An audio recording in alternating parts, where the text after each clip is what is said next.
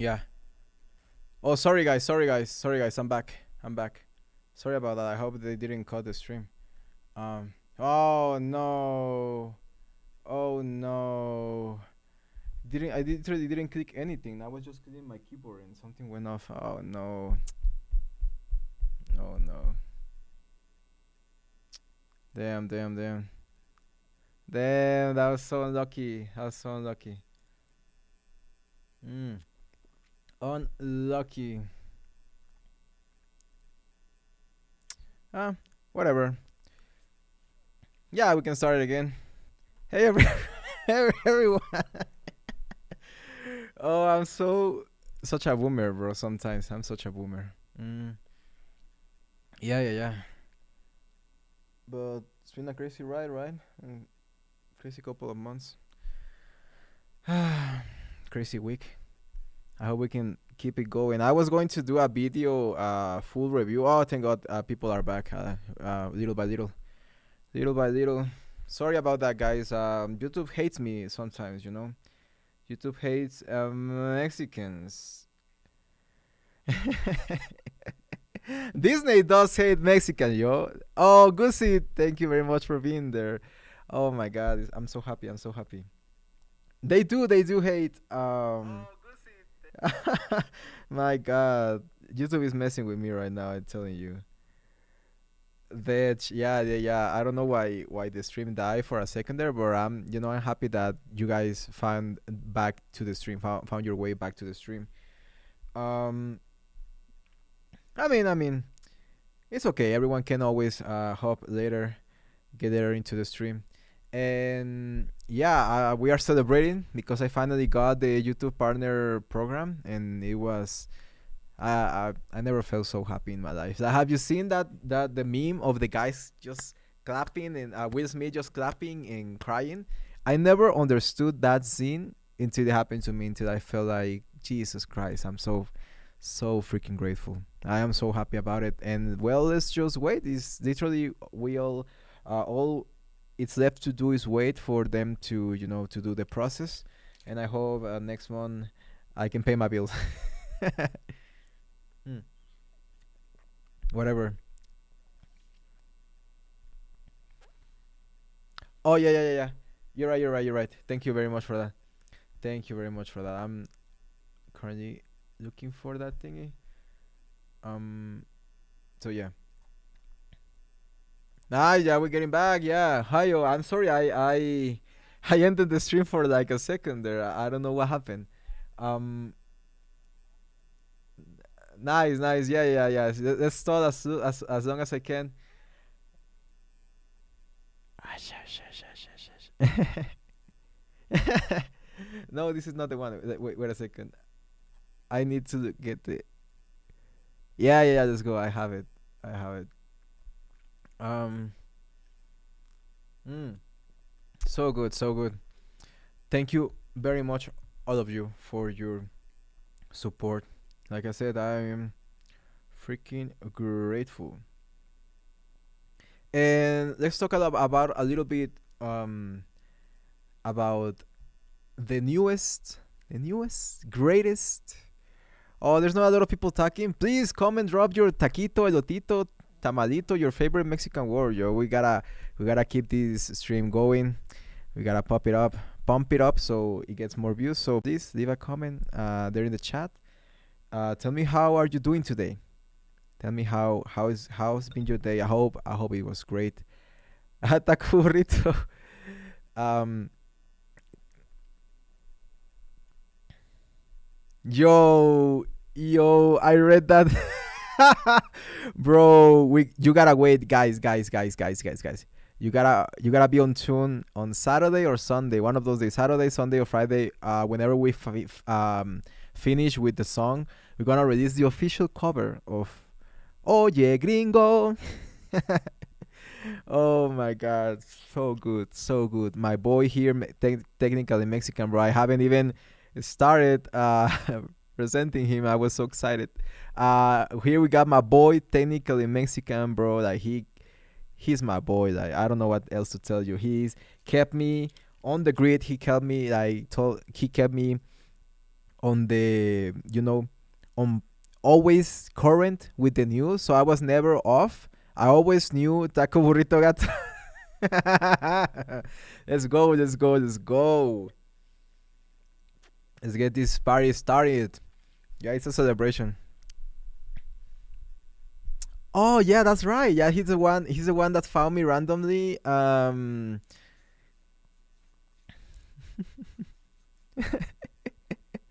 Thank you, bro. Yeah, it was the Galadriel, right? The acting. Yeah, Galadriel. That girl sucks at acting, bro. We are the Taco Burrito gang. We are here. Mm, the Mexican dub, yeah, bro. Those are my favorite videos ever. If you haven't watched my Mexican dubs of Rings of Power, you literally have to look for them right now. Not even joking, bro. Like, well, not right now. We are in stream, but after you get out of the stream, please make sure to check those out. They are so hilarious, bro. Like, bro, even my heartless, cold bitch of an ex girlfriend liked those, bro. So, oh yeah, bro. Nah, she's not. She's not a cold bitch. She's just stupid.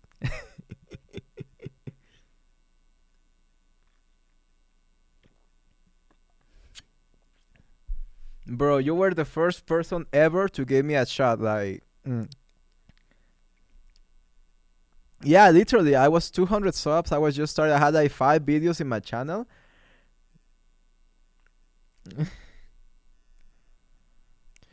No worries, no worries. We gotta get you there, bro. We're gonna get you there. We're gonna get you there. Don't worry. That song, that song is gonna be insane, brother. That song is gonna be insane. Um,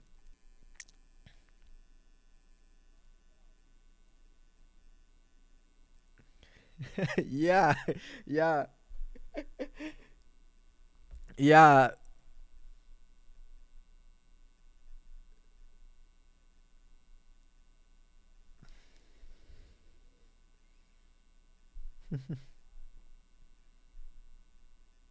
Mm, that got me out of nowhere, bro. Like, you work fast, and the lyrics were legit. Like, this is like. Imagine that the song is so easy that, oh my god, it's so easy to rip off, to make fun of this racist show. I couldn't say it in any other way. Literally, this is a racist show made by racist people, and we're just here to laugh about their hypocrisy.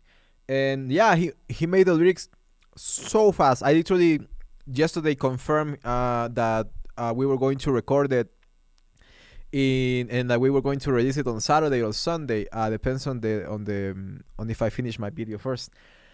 But yeah, the cover for Oye Gringo is going to come out on Saturday. Lyrics from the technically Mexican, and you're a seagull. Thank you very much for that. I don't know what that means, but hey, I love seagulls. Ah! um, um, Gaviota. Gaviota, yeah, yeah, Gaviota. Which, fun story, that's the nickname of our previous first lady. La Gaviota, they used to call her. Don't ask me why, but they used to call her La Gaviota. Yeah, greetings to Enrique Peña Nieto, one of the. Yeah. Oh, that's right. You got through all of the crazy cartel stuff, right? Jesus. Yeah,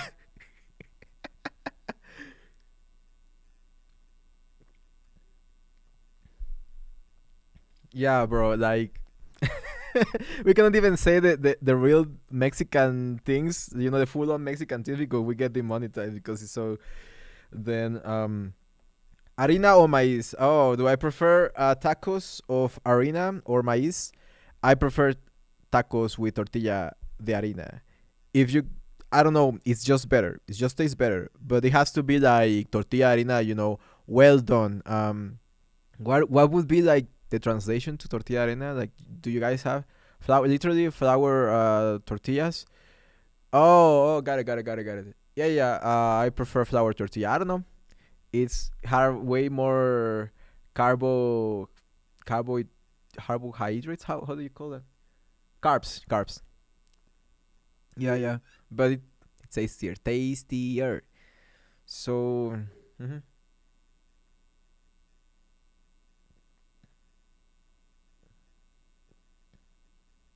Mm-hmm. Ah, they're so good, bro. I thought that you guys got those because. Mm-hmm.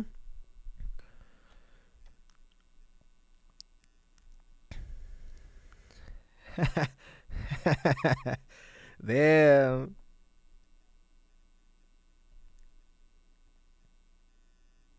Yes, we love the USA. Yeah, let's go oil and Eagles.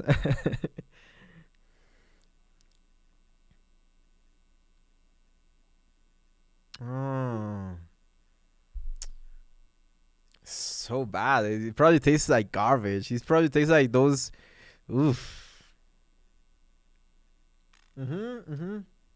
That's what I was going to say, bro. I didn't find the word for that. Yeah, cartón. ¿Saben a cartón? Oh, you're right. No, I would probably if, dude, I would love to live in the U.S., but if I don't cannot get tortillas, bro, I'm a Mexican, mate. I'm a Mexican, mate. If I cannot get tortillas, no, but good authentic tortillas. Yeah, probably hard to find in probably only on those taco places, like those popular taco places where they really do have like birria and those crazy Americanized styles of birria, which are, in my opinion, disgusting because you're gonna get a heart attack. I mean, they look so good, but you're gonna get a freaking heart attack if you eat those things daily. Um, but yeah, we are in a celebration. We like you can tell, we are literally.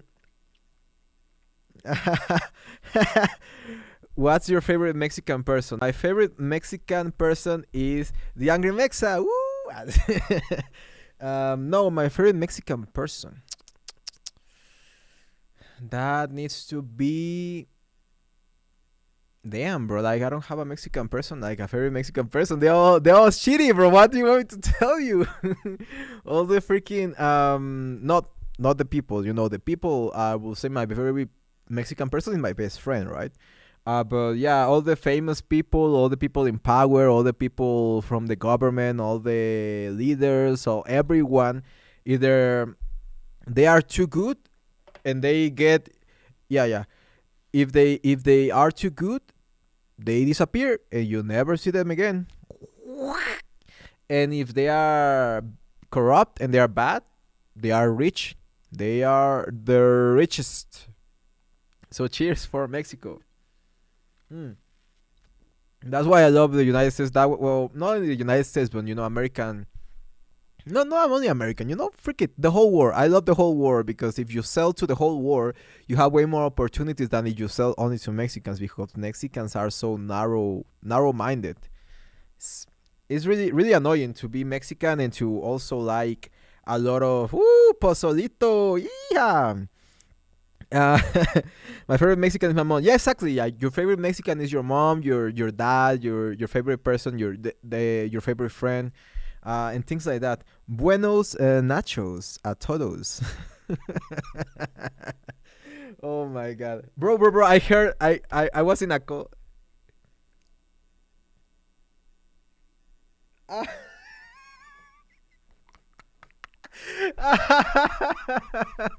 Yes, so accurate. I was cleaning my keyboard and I hit.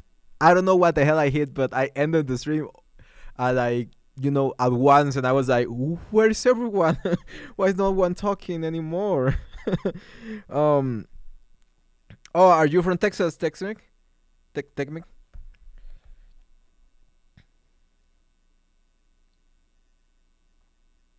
Mm. Yeah, yeah. That's why he's technically Mexican, bro. But in my opinion, uh huh.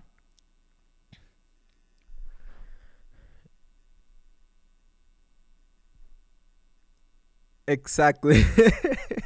But you are way more Mexican than that girl that his parents are literally from Mexico. That bro, that girl literally called our country a shithole country, and she probably never stepped a foot outside a resort. I bet you.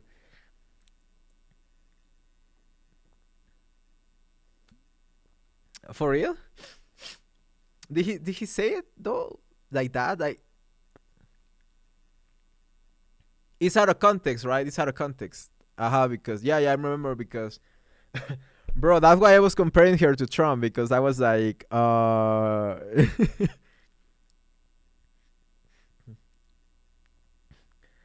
exactly, exactly. Yeah, I mean, she did say Kukita, so she's closer than Trump than us. Gonna grab you by the Kukita, bro. I was grab them by the Taquita. No, but I had this idea of going around the street like with a camera, asking people like what is Kukita for them, because I received many messages. People, I'm gonna get killed, man. I'm gonna disappear, bro. If I don't if I don't upload video like in 2 weeks, bro, I'm gone. I'm gone, bro. No, no, no joke. That is that is real, bro. That is Mexico. It's Mexico. That could happen. That could happen.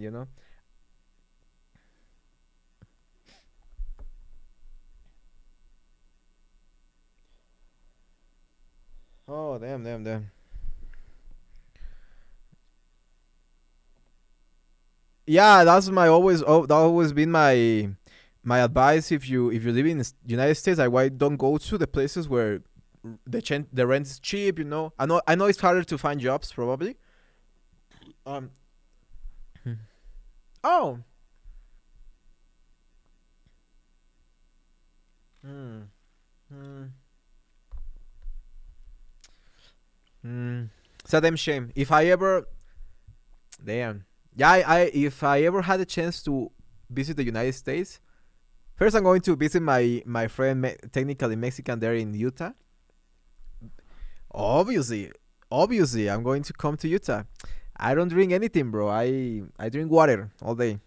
Well, this is a celebration, so it's a special occasion. Um, but I hope they smoke. I mean, I'm joking. I don't know how the laws there are, but no, I would love to go to Utah. Genuinely, I would like to see the nothing. No, what is in Utah, by the way? What is in Utah?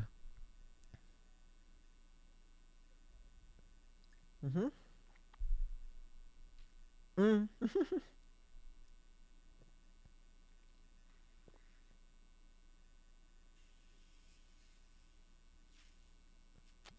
Mm.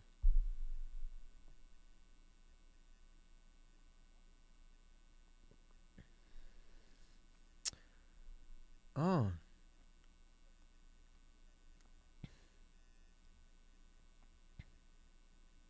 Mm.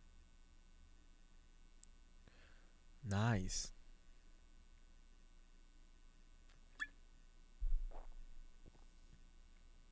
Damn, I love doing that. I driving by trees and just looking at the trees going by really fast. I don't know why I love that. I'm like a little.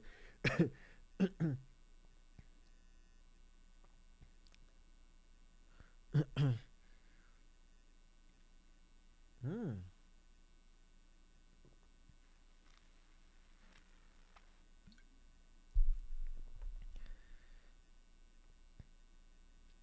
I gotta get my ass there. Mm-hmm. Wait, you cannot hear my friend? Wait a second there. No, can you Let me check. can you? It's probably on my end. Hmm. I Okay, was well, recording. Here we go. all Because I right. was recording. I was recording music, so my Mm. gain was super low. Oh, now, brother. There we. There we freaking go. We can hear him.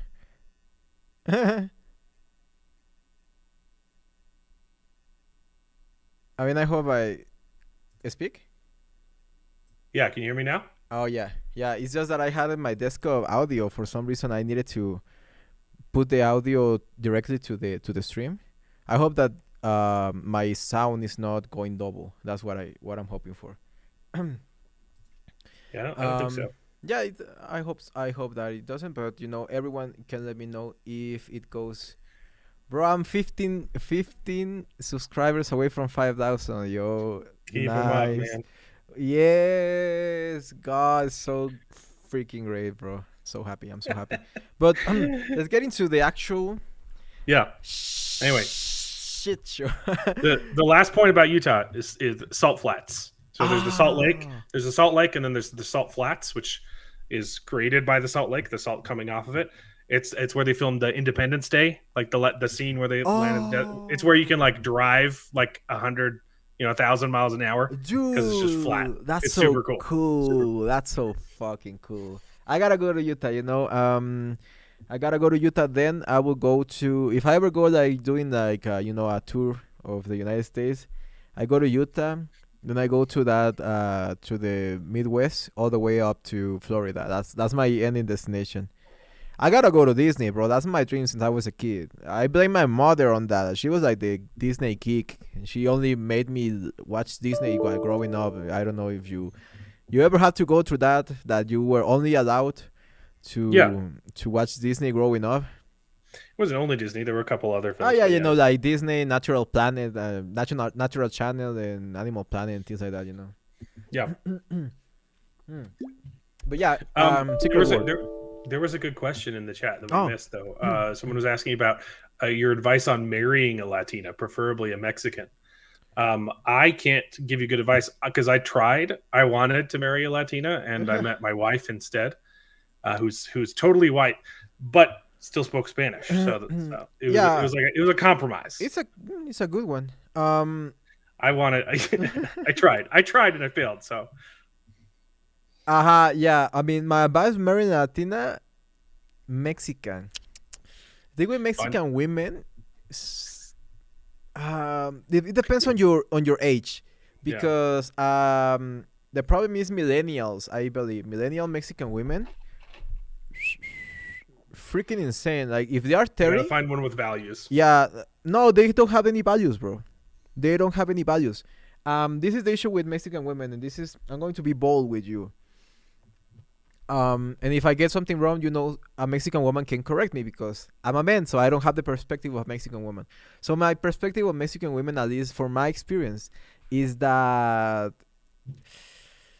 because of the whole machismo culture in Mexico that has engraved in the Mexican female mind, but they are also feminist or pseudo feminist.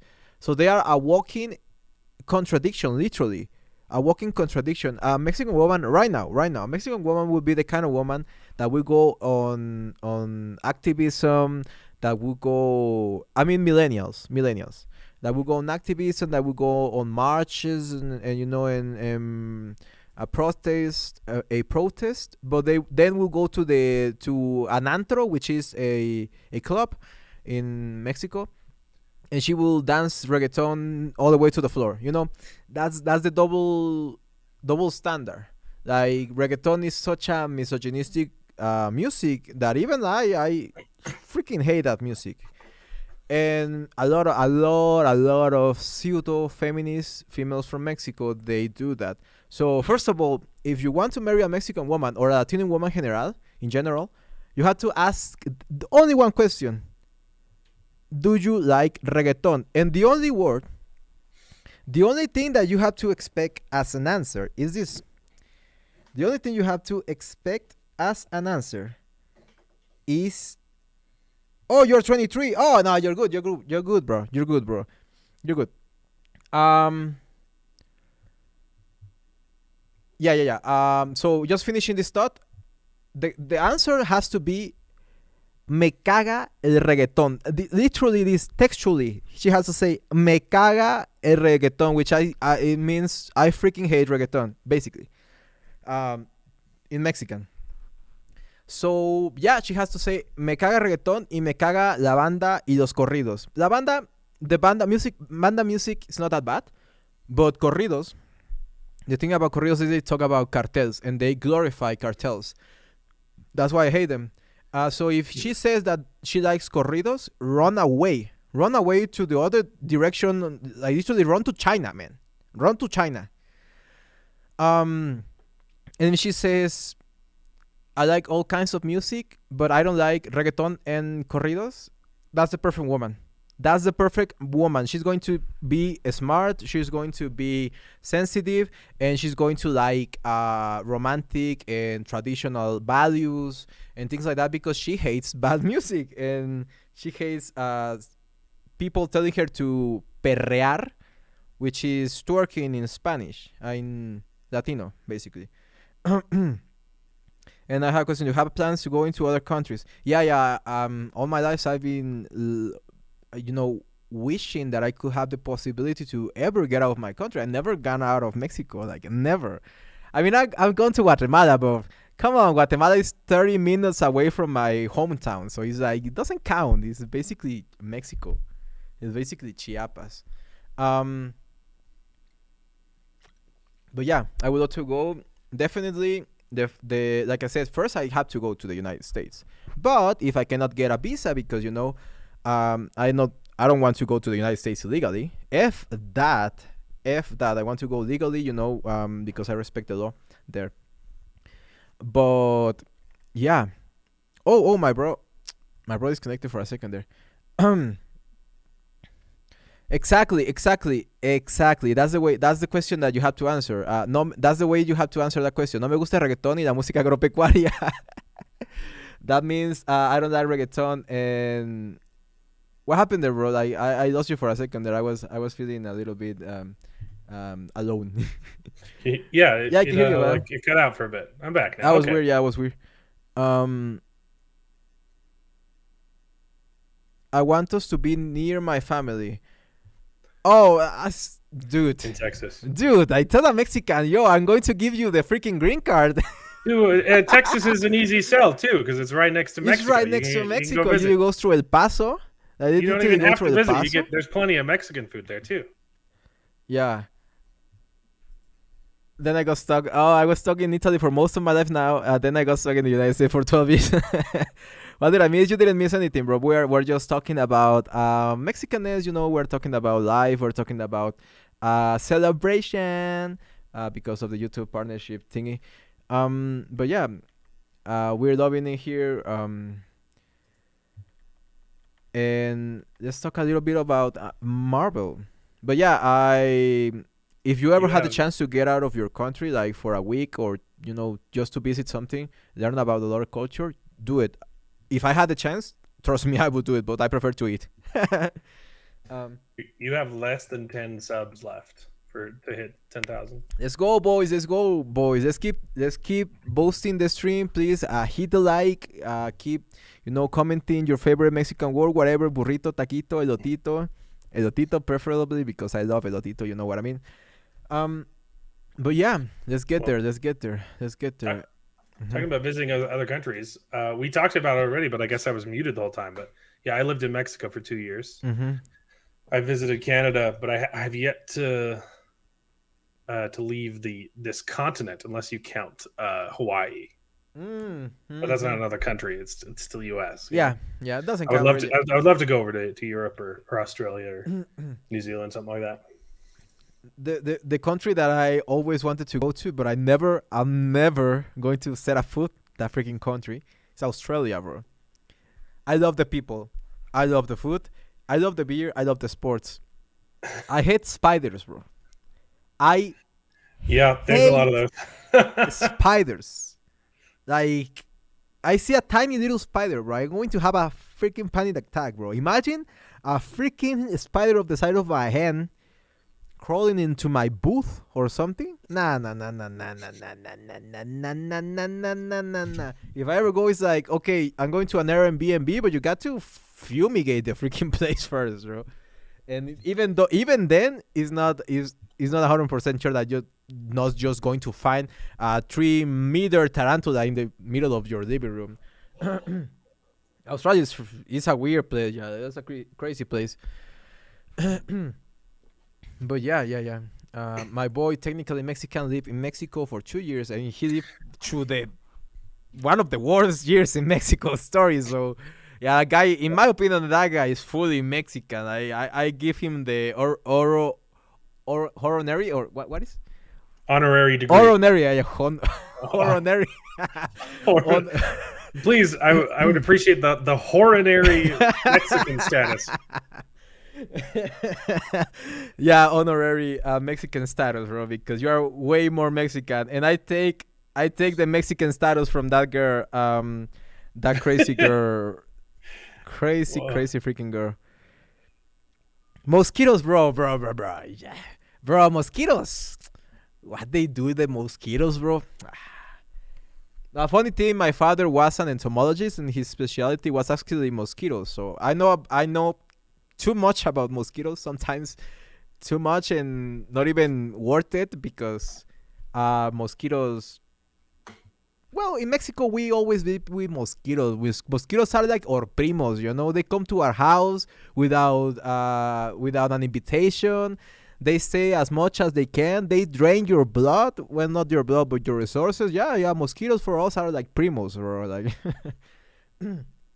they are normal, pretty normal. When I used to live in Chiapas, bro, like Chiapas has like 3 million mosquitoes like per square foot, something crazy like that, something disgusting like that. So I got used to mosquitoes. You know, they're part of my family. Spiders are the size of small dogs, bro. Yeah. Yeah, I never. Yeah, Australia has worse animals than spiders. That's true though. But I can deal with a freaking snake. You know, I see a snake and I see, oh, that's a cool snake. But I see a spider, even though the snake is probably going to kill me faster than the freaking spider. I don't know what going to do, bro. I don't know what I'm going to do with the spider. It's the same for me. Snakes don't bother me at all, but spiders. Dengue. No, people. Dengue. The thing with dengue, like I said, my father was an expert in dengue specifically. The thing with dengue. I got dengue. Yeah. One time it's okay, but the thing is, you get the 2 times, it's possible that you're gonna die, and if you get it 3 times, you're dead. You are dead, because there are 3 different types of dengue. No, 4 different types of dengue. So if you get the first one, you cannot create antibodies for the second one. So the disease advances further, and if you get the third one, you're gone. It's really hard to get it, but that's the way that people die from dengue. If you were wondering, because dengue by itself is not that dangerous, but is the fact that your immune system is pretty dumb, it's pretty brain dead, and he's like, oh, that guy looks similar. I'm going to beat him up the same way that I beat him up before. And yeah, it just doesn't work. This guy is way tougher. But yeah, I don't know how we got from mosquitoes to Secret Wars back to mosquitoes. Don't smoke, don't drink, don't walk. What? I didn't get that, but I'm drinking because I'm celebrating, bro. I never drink usually. I will have a beer like once in a month. Just for have you seen the celebrate our differences video? No, what's that? Okay. Can I share your stream? Let's see. I downloaded it because we're gonna use it for nice, sure. Oh god, yeah. My guy knows what we're talking about. Yeah, no. Yeah, he knows what we are talking about. This new show is the same status. Oh, let me look for it. What is it called? Celebrate our differences. The name already. It's already. Yeah. It was made unironically, and it's like the most racist thing. Yeah, I We know, I gotta know. celebrate our differences. Where's the Ching chong, taquito ching guy? chong, Where's the ching chong. Taco burrito, chimichanga. Taco Yeah, burrito chimichanga, bro. yeah. We'll use it. We'll use it for the music video. Oh yes, yes, we gotta use it. We gotta use it. We gotta use it because oh my god, we gotta do like an intro with the girl just saying Spanish language is not a Latin American language. Oh my god, that was like the most. I never heard something so stupid, literally. And I say pretty dumb stuff to make people laugh. So trust me, I never heard something like that in my life. And she was pretending to be smart. That was the funniest thing ever. But yeah. I'm going to upload the final video. Don't do it. Don't do it. I didn't show it. It's a video. I cannot probably I cannot show the video because it's kind of Yeah. racist. So I don't know what YouTube could do with the video. And I just got monetized, so I don't want to be playing with the devil. Mira, there's a saying in my country. It says, You opened up and you swore in like the first 2 seconds. no. And It you was on camera. nah. It was like 10 seconds into the freaking video. Yeah, you gotta be careful with the. Yeah. You can swear in your live streams. You gotta be careful with the first minute, especially in the first 5 minutes. You're right. Oh, You're right. Yeah. you just did it. You just hit 5K, man. Let's go. Let's fucking go. Let's fucking Okay. go. My wife's asking for help, so I gotta leave for like 5 minutes, but I'll be right back. Oh no, you go do your thing, brother. Go do I'll your be thing. right back. Yeah. I'm going to. Yeah. I don't know how to hide it by now.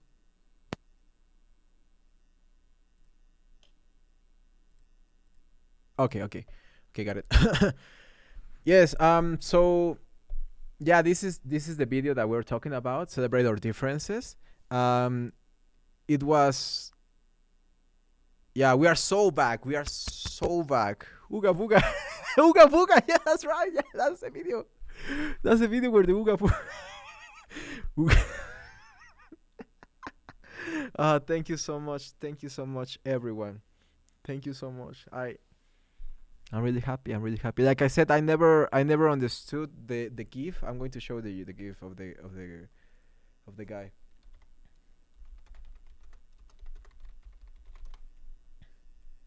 No, where's the gif? This one. Where he's like I don't know if you can see it, but yeah, where he's like clapping. Yeah, I felt that way. I never understood that thing in my life. Never understood that feeling in my life until it happened to me, and until I got something that I was really really freaking dreaming of since day one. Since freaking I don't know. Oh, this is an interesting topic. Oh, what are you talking about? We're just joshing around. We're just we're talking about that. I just got 5,000 subscribers. I literally just hit 5,000 subscribers, and I'm about to hit 2,050.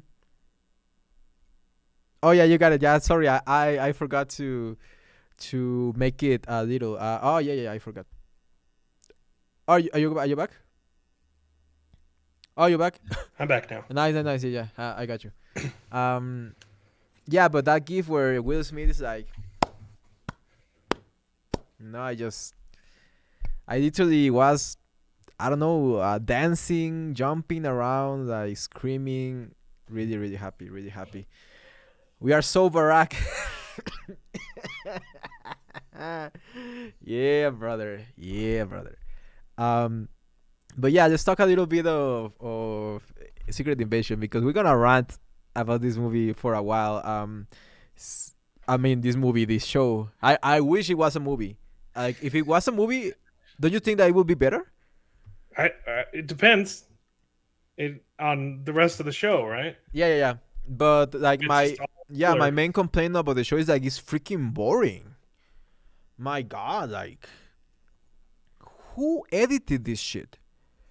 I felt the same way like for the first 2 episodes of Andor. Remember, like when I was saying that they just Yeah. spend the whole episode walking to one place to the other, First 10 minutes are just walking. walking, just like Andor, walking. What is the obsession with directors Well, and their they are fucking walking? they're already calling this the MCU's Andor, but in a good way. Like, Uh, and it's not even close. It's Not even it's close, not because even close. Andor did have 2 episodes that were garbage, Yeah. but the rest is gold. And the finale, I Gold. hated the finale. The finale is I trash. liked Yeah, the rest. the finale is a little bit trash. If it wasn't for Skarsgård, and his acting, yeah, we were going to be I went into that show expecting to hate it, and I was pleasantly surprised. exactly. But Me too. Star Wars is still dead to me. Yeah, Star Wars is still freaking dead, and I think that we can officially say now that Marvel is also dead. Marvel is dead. Marvel is. Did you see the intro to the Dude. show?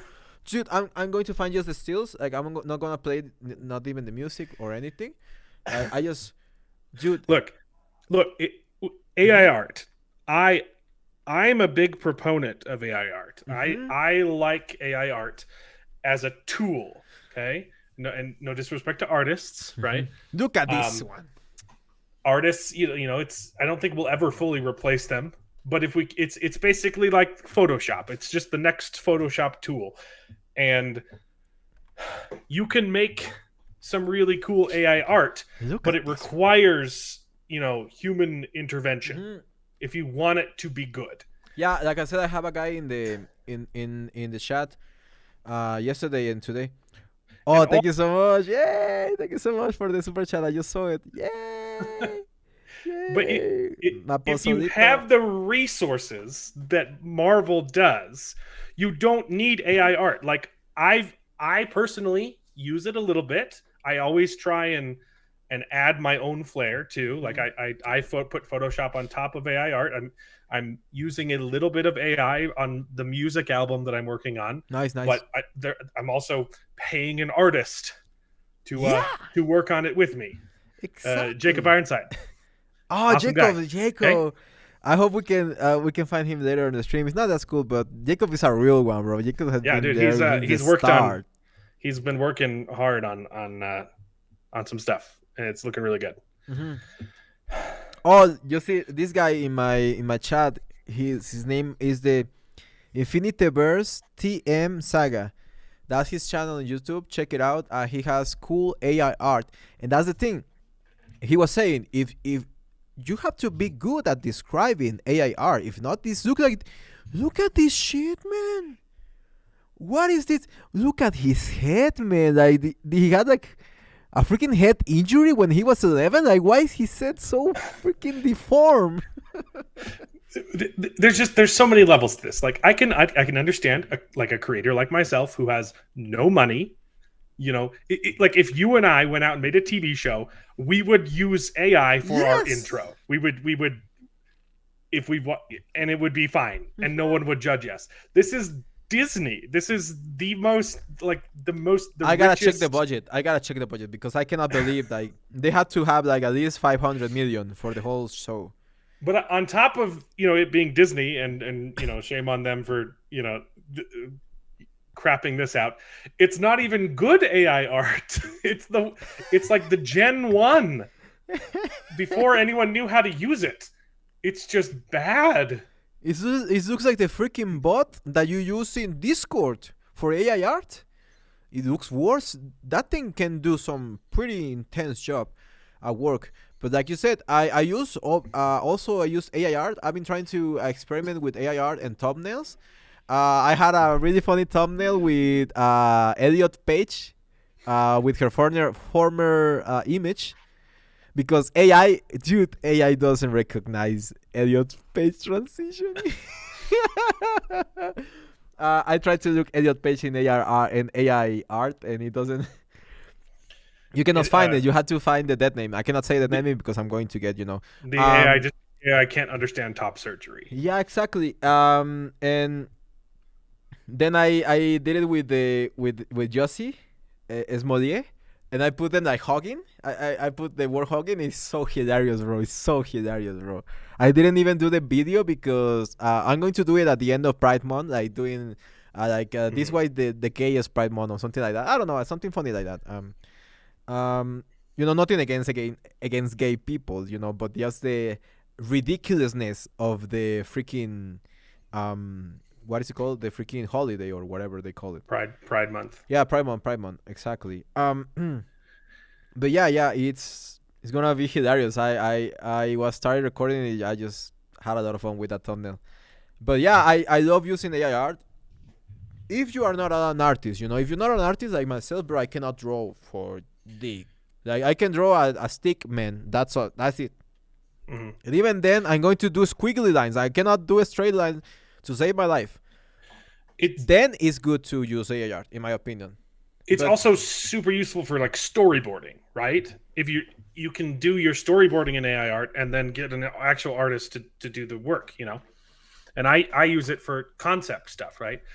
For my music, I am creating an album and I wanted to have good art, and so I started coming up with concepts with AI, and now I'm paying someone to make it better. thank you very, very much, Jamie Lanis.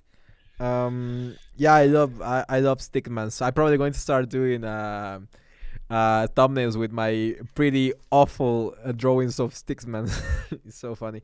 But yeah, this is disgusting. Like, look at these. They don't even look human or alien. They look And that's something their excuse. lazy. They Yeah, they came out and they're like, oh, we chose AI art because of the theme of the show is scrolls, and so we wanted it to be yeah. uncanny. This is like the coolest one. Like this is like the coolest one.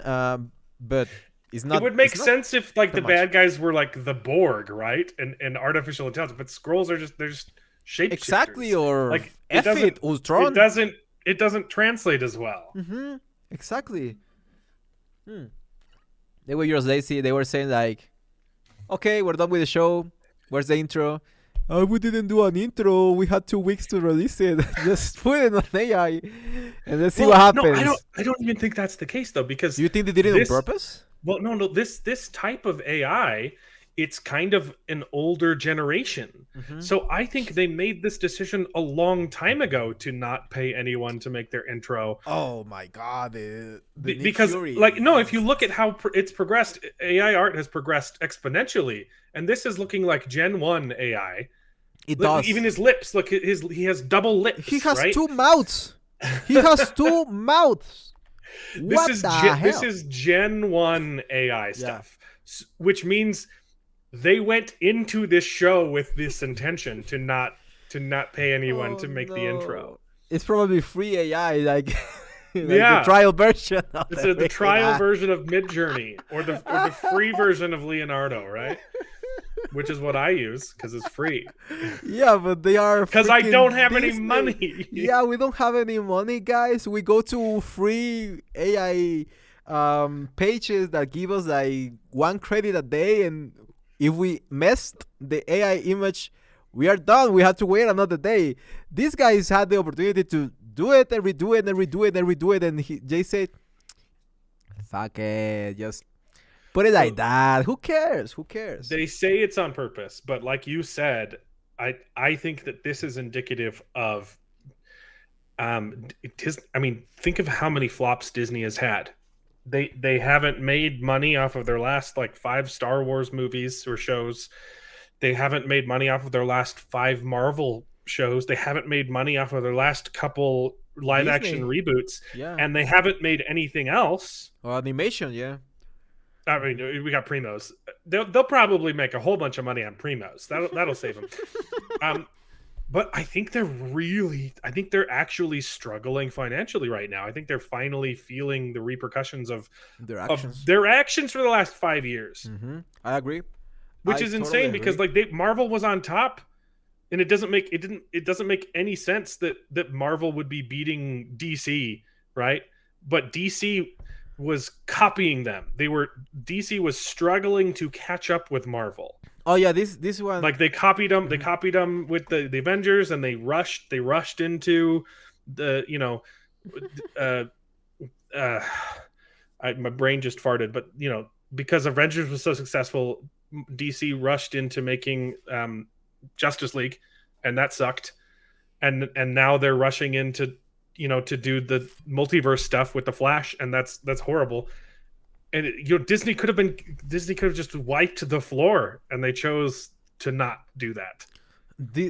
Jesus Christ, Disney Marvel had the chance to literally, like, let's just be honest, DC was crumbling. This is still crumbling. Everyone was on their side after Endgame. I didn't personally love it, but I didn't love it as a movie, but it was a good bookend to like the saga, and everyone was curious what they're going to do next. Like, they were on a high. Definitely, yeah. And they just tanked. So sad, bro. So sad. But what do you do, like, because you tell Disney, we like, people like us tell Disney every day, basically, dude, you gotta do better. You gotta do better, Senator. Do better. You gotta do better. Senator. I don't know any specifics. Just do better. Okay? Yeah, and I agree with Jamie Danis that this one is the one that looks. You can better. Change borders with an email. You can feed 1,000 people with a phone call, and $5,000. But yeah, go on. Yeah, but why don't they do things that are good? No, the Guardians of the Galaxy is not bad. No, it's not bad, but it's not good either. It's not like Infinity Wars. It's not like Endgame. It's easily the best MCU movie since Endgame. Yeah. And it's also easily the worst Guardians movie. Yes, I mean, yes, because of the jokes. I would say that because of the jokes. Because of the second movie had jokes, but they landed and they were funny. Like that scene where Rocket and the other guy, the guy that whistles, Yondu. That guy was really funny, and with Rocket, that was the perfect like team. So when they go on an adventure like by themselves, for me it was really funny. It was a filler, I know, but still it's a good second story. It's a big story. The whole ego thing, like, think that they could manage it better, because for the whole movie he's insufferable and you're like, oh, please just go ahead and kill him. And then when you go to the end of the movie, you're like, they killed him so easily. It didn't feel good, like, Yeah.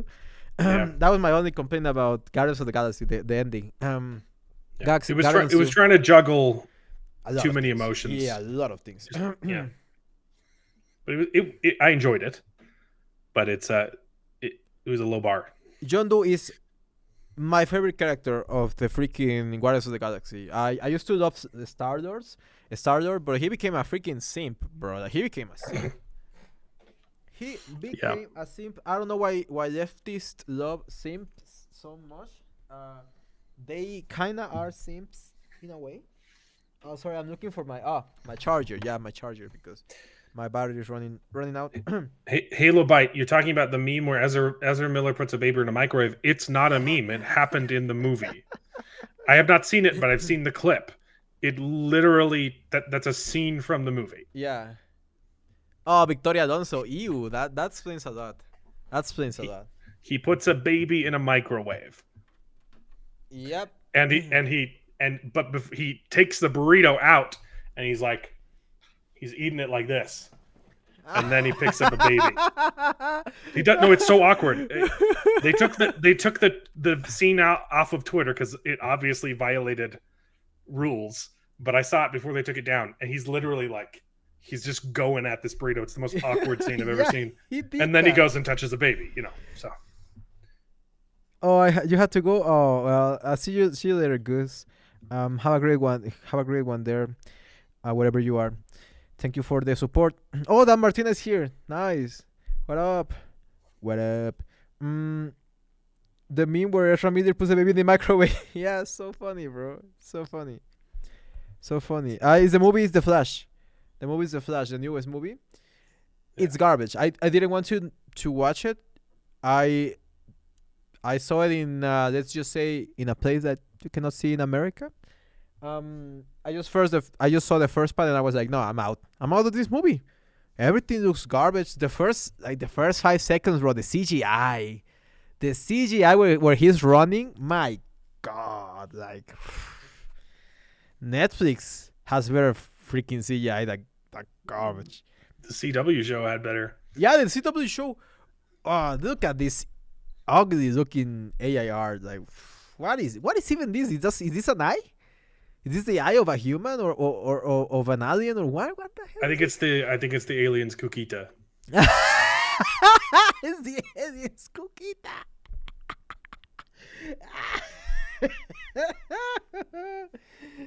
Yeah, you can see it's, there's a little. Yeah. It's got the folds, I mean, I've never been with a crow, but I assume that's what it looks like down there. I've never been with a girl, bro. I got me dead ass, man. Oh no, the Kukita, bro. The cookies, the alien Kukita conquered the world. Can we just talk about how horribly sloppy the exposition is? Oh, I haven't yeah. finished. So I got 45 minutes in, and then we had to start the stream. So I've got like 5 minutes left. I assume the bomb goes off. Yeah, and but you know who goes pass away. But the exposition or the for like character development is just the laziest thing. There's no subtlety. They start the show and they say, "Hey, hello everyone. This is Nick Fury, and here's character motivations are that he's no longer the same because I think it's PTSD or something like that." What a pussy. And they don't tell you, right? Like if you're a real writer, the scene where he's talking to the chick from How I Met Your Maria Mother, Hill, right? yeah, Maria Hill. Right, and it could have been so good. This is not how you write dialogue. This is not how you write character arcs, right? She just says, "Hey, what's wrong with you?" And he says, "Oh, well, I've never been the same since the blip." What? You've never been the same since the blip? Don't lie to me, because you've never been the same since the blip. And he's so never been the same since he saw the alien Kukita, bro. That changed a man. That gotta change a man for a the real world. writer would introduce a little bit of subtlety into this scene, right? You would say, "Hey, I haven't seen you in forever. How come? Like, where have you been? Why haven't you come back to Earth?" And he would respond, "I've just been, Oh my god. Like no, they don't explain. They don't explain what happened to him. They just say, "Oh, ever since the blip, you are not the same." They only show in the movie where he's like getting blip. Like I think he's like a dream thing or. They don't have him say it. They have Maria Hill say it. They say, you realized that no matter how hard you work, it can all be taken away in a second. Mm-hmm. And so you just gave up now. And this is your character motivation, and I'm going to glue it to your chest. Like it's so it's like so weird. It's just the worst writing. When you're doing those kind of character arcs, you want subtlety, right? Have her ask him, "Hey, where have you been?" And then go in, and then have him be dismissive, and then you can introduce that kind of concept through like flashbacks, or just like show him, have him go to the bathroom and show like show his hand shaking, right? And have him flashing back to when he just disappeared, when he was blinked out of existence, and then the audience is going to know, oh, he hasn't fully recovered from that horrible experience. Exactly. But they just beat you over the head with it. And not only that, they do it 7 times throughout the episode. They keep making it. They're like, "Hey, audience, you stupid guys, are you sure?" I don't know if you heard when we said it 4 times, but we're going to say it a 5th time. He hasn't been the same since the blip. You don't even need that line of dialogue. You can literally that's the kind of stuff that you can do wordlessly. Yes, Martina, you are just using clever filmmaking. Mm-hmm. You're correct, Martina. Is the classic story of show don't tell, and they tell the whole freaking episode is just They tell people you sitting in they coffee tell you shops in they a tell you in freaking the first apartment. scene. They tell you in the first scene who Game of Thrones characters is. They're like, oh, my daughter's been missing and no one knows where she is. And then they show her, and you're like, okay, so I guess like we didn't want this to be like subtle or a reveal at all. And then it's just so silly. Yeah, and that was like the whole character arc of Emilia Clarke. It's like Really, Clark. Emilia Clarke. It's like, oh, your mother died, and she's like, My mom died, and so I'm rebelling, and I want to blow people up with bombs. This is going to make my character sympathetic. and then when they stop her in the sewers, right? Her dad catches up with her. Don't do this. Give me the bombs, and you can walk away from this. And then she like hits him on the forehead, and he just lets her go. But obviously, what they're trying to imply is that they had a conversation after that, and they decided, oh no, take the bombs anyway, so your cover isn't blown. probably, but That's not worth it. But That's not. They're literally delivering bombs that they're going to have to go catch later, just so she can keep her cover.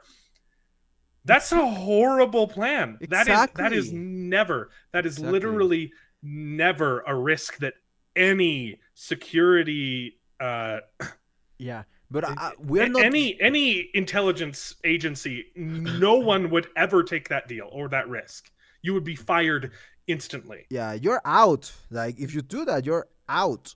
That's like if you're you have a contact on the whole 9/11 thing, right? And you're like, look, I got to go deliver these planes. You're like, no, leave the planes with me, and you can walk away from this. Or better yet, we're gonna we don't want to blow your cover, so go deliver the planes, okay? And then we'll try and catch them before they hit into anything, because we don't want to blow your cover.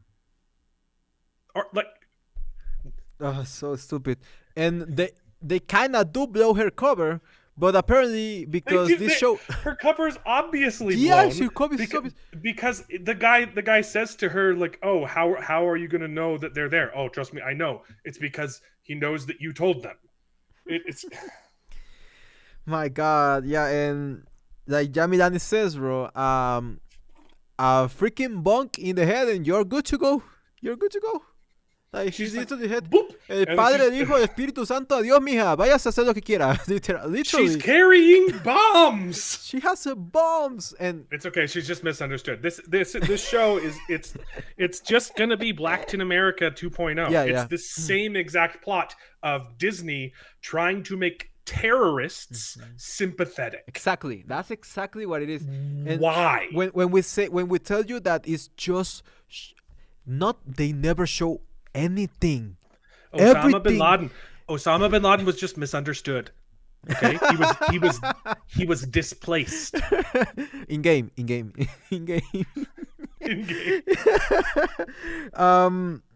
Save a bomb, blow a cover. Dude, when we tell you that this show is just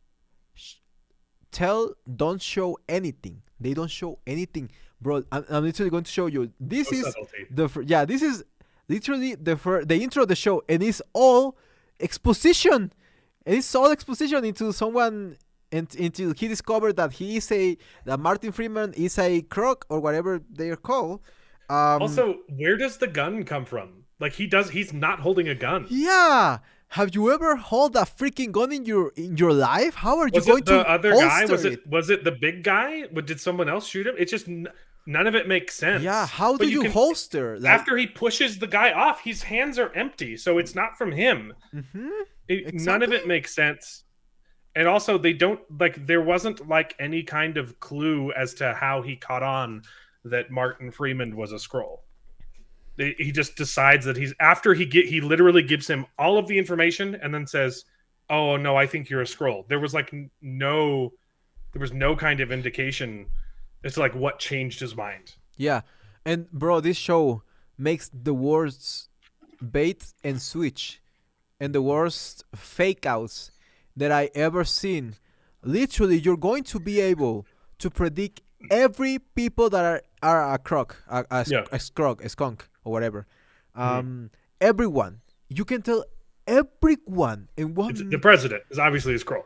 bro. Even this guy is obviously not Morgan Freeman. When I saw him walking down the aisle, I was like, Morgan Freeman, the colonizer. The colonizer is walking through this Martin empty Freeman. aisle. Morgan, the white Morgan Freeman, Martin Freeman, yeah, Martin Freeman, dude. Um, it's obvious that it's not him.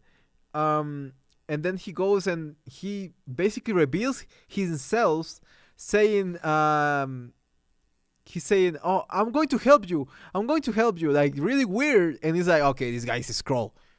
So obvious. And they have a fight, and Morgan Freeman kills him. Morgan Freeman, I'm going to do it on purpose. I don't. Morgan I don't Freeman, think it. I don't know how he yeah, dies. Morgan Freeman It kills a doesn't make guy. sense. Whatever. Literally out of nowhere, he kills the guy. And yeah, he's like, "I need to strike fast." He's talking to nothing, by the way. I mean, I know that he Yeah. has the watch that we saw in Yeah. the other movies, but the watch is put in the right in the left hand, not in the right hand. Yeah. You put your watch in the right in the left hand, obviously. Whatever. And he gets chased by somebody. Somebody that has a gun, by the way. This person has a gun the entire freaking lives. The entire freaking time. And Martin Freeman is like, okay, I need to jump to the. I And he laughed falls. so hard. And he I falls laughed so hard. I had to pause. And he It was falls. so funny. And he falls and he's gone. That's it for Martin You Freeman. can tell it was supposed to be like one of those just like shocking moments that comes out of nowhere. Yeah. Oh, I thought he was gonna make the jump, but it was so funny. Yeah. It was like And meet. dude, It was Meet Joe Dirt. It was the just. Oh, it was hilarious. and it's supposed to be a scroll. And let me get into the scroll makeup for a second. In just a minute. But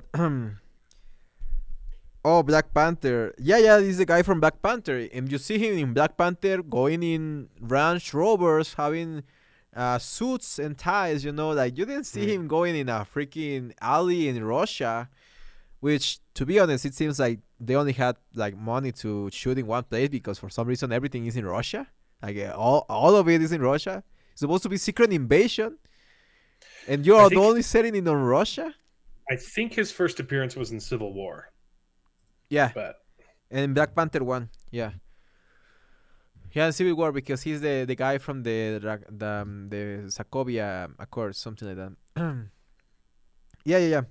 And so look at the makeup. The makeup is literally this.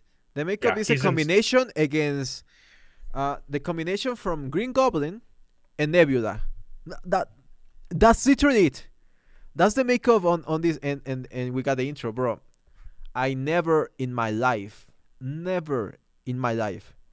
had to pass an intro during the first view. Because I always watch the intro in the first episode. look at the guy on the left, though. Look at his face. He looks like shit. What is he supposed to be? Literally. Wouldn't it have been much better if you just had like a bunch of faces like phasing into different faces? Yeah. And This looks like aquarella. What's the name of aquarella? Water color, right? Water base. This looks like water base. Imagine you had an artist that made watercolor, that made paintings with watercolor. This would have been awesome. But no, you prefer to be lazy. You prefer to don't give a damn about your fans. Not give a damn about the actual content that you're putting out. So bad. And yeah. So we got the intro. I had to skip through it. Like I couldn't even. This scene was so silly. Like this scene was so silly. I don't know what they were trying to do. Where he looks like an alien. Why is he limping everywhere? Nothing happened to him. Yeah. But why is he looking like a? Oh, thank you very much, Guns N' Roses. That's a great name, by the way. Glue Guns and Roses. Nice. Thank you very much It's for the supposed to be like congratulations. the day the Earth stood still or something like that. Yeah, You they know? tried to copy the third encounters of the third kind, Yeah. something like that. Yeah, the scene with we see the aliens and they're like these figures. Literally did that. Or E.T. Was it E.T.? I don't remember, but there was one of the movies, and fake out. The first fake out of the freaking show. Not the first fake out was Martin Freeman, which yeah, I really love Mike. I really love Martin Freeman. I hate that he's not in the show. He literally just he was 5 minutes into the show. Like, why Well, do that's you the make? Krull version of him, so we don't know where Oh, the real version of him nah, is, yeah, nah, yeah. unless he was a Krull since Civil War. Yeah, and we have Nick Fury limping. Yeah, like grunting, like acting like an old man, literally.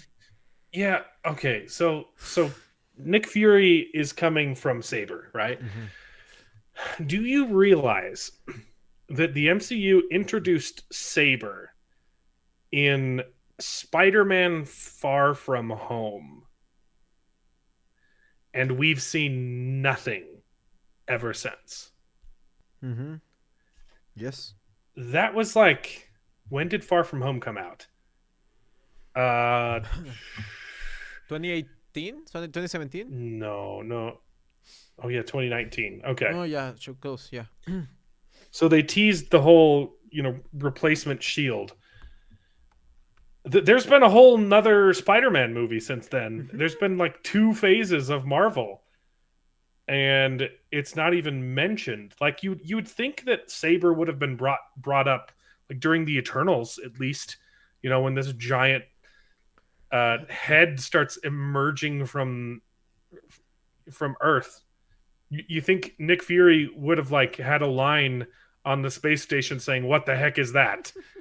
But I don't think they're ever going to show Saber again. Yeah. Or the Eternals. The big Oh Eternal yeah, dead. Yeah. they're never going to bring up the dead Eternal. That's for No. sure. Who It's been cleaned that like up? 6 movies since then, and they haven't Who mentioned that cleaned that either. up? Imagine that. Yeah. So No, bad. So it's bad. just a tourist attraction now. You can slide down the Eternal's head. Oh my god. You can go down to his pants and see his tiny dingling. Oh You can no, see his man. Kukote Kukote. or Kukon. Which Kukon. one's better? Kukon. Kukon? No, Kukote sounds better. Yeah, Kukote. And they, whatever, they go and they keep giving exposition, literally not showing anything. The only thing that they show us in this whole scene is this little plant. And they don't explain anything about the plant.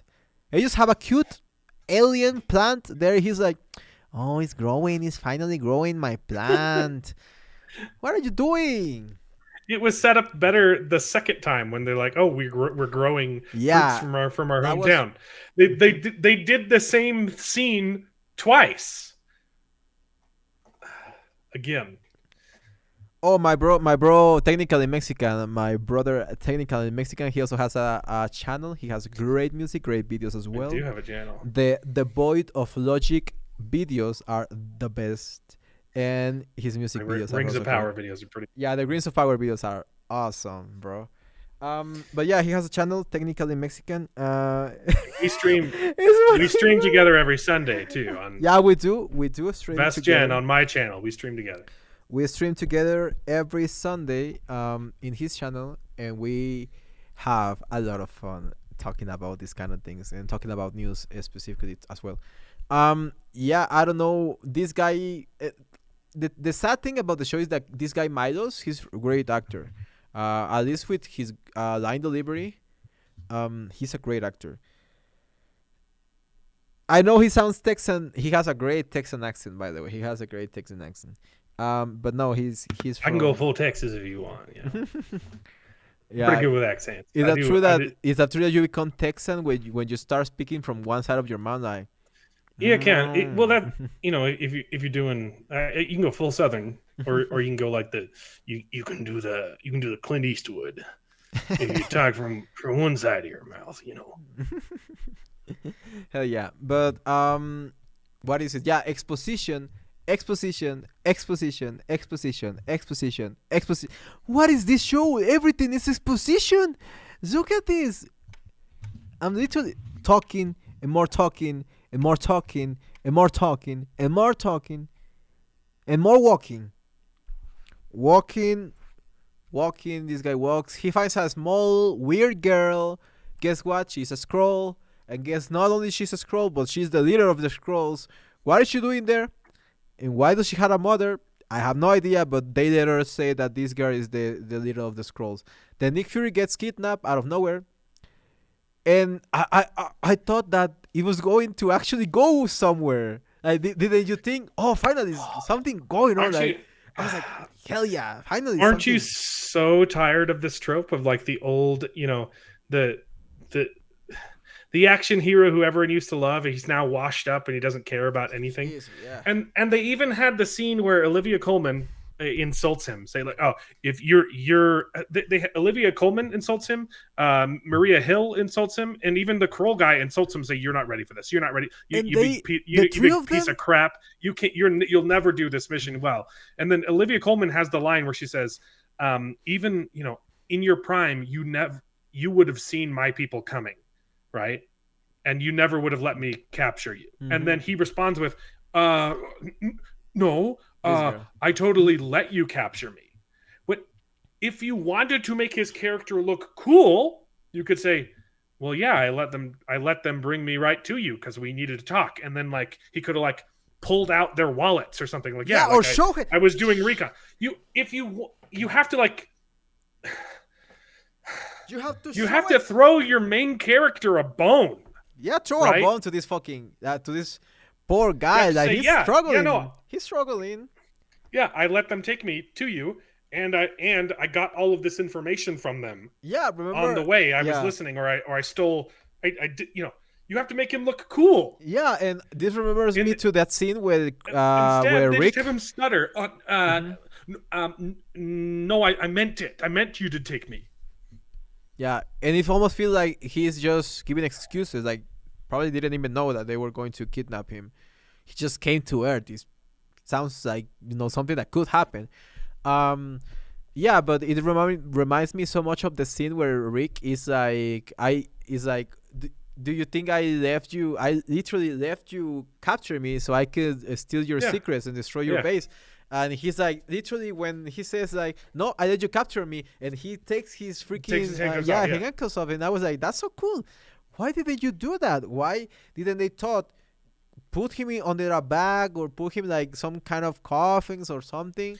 But they are so lazy, and they think that this character is done, that nobody even cares. That they think that this character is like a puppy, a beaten puppy, and she's mocking him the whole scene. She's mocking him with the same smile in her face. Also, Olivia Colman is a great actress, but she is horrible on this. Horrible in the scene. But is the director, bro? Is the director? I wanted to tell you this. The director is a moron. Moron. Even Samuel Jackson, like his delivery is just awkward. Yeah, but what is this shot, man? Why do you do a freaking wide shot there? I mean, not specifically here, but why do you do a freaking wide shot of the whole body? I cannot even see her face, bro. I had my flat screen, and I was this close to the screen trying to look her face because she's a great actress, and a great actress is an actress that controls her face the best. And she's like, no man, I'm going to, and he does this a lot through all the freaking show, man. When you're supposed to watch the face of someone, like when Maria Hill was talking to, you know, about his emotions. Yeah, about his emotions. They're in a wide shot. Yeah, they're in a wide shot. And they do this freaking like, my guy. Didn't you go to freaking film school? No, I doubt they did. My guy. bro, I'm from Chiapas and I know this, man. Like, I'm Or from the if they did, yeah, poorest part of Mexico and I know this shit. Like, and they go back and forth when this kind of shot, like this, literally the stiff camera, not moving, not putting a creative static, angle, static. static completely, and This they is do a tiny close up, these are and like that's it. establishing shots the whole time. Why don't you record the entire scene of Olivia Colman, which she's a freaking great actress, Yeah. like that? This is the way you have to shoot a good actress, someone that knows her face well and knows how to act in front of a camera. Or even in a scene like this where you have This two shot is two so people disgusting. across the table who are you have opposing motives, and they're Mhm. trying to interrogate each other, especially in a show about people who change their face. Mhm. This is where you would want to do like a close-up Yeah. and only show people's faces, right? Like Yes. or like work, use your cinematography to enhance the theme of your show. But he doesn't have any Like show the cinematography. subtleties, like do like a side profile of just their mouth talking for a couple seconds, Dude, like I never seen like that so zoom in, like do some like it's just lazy.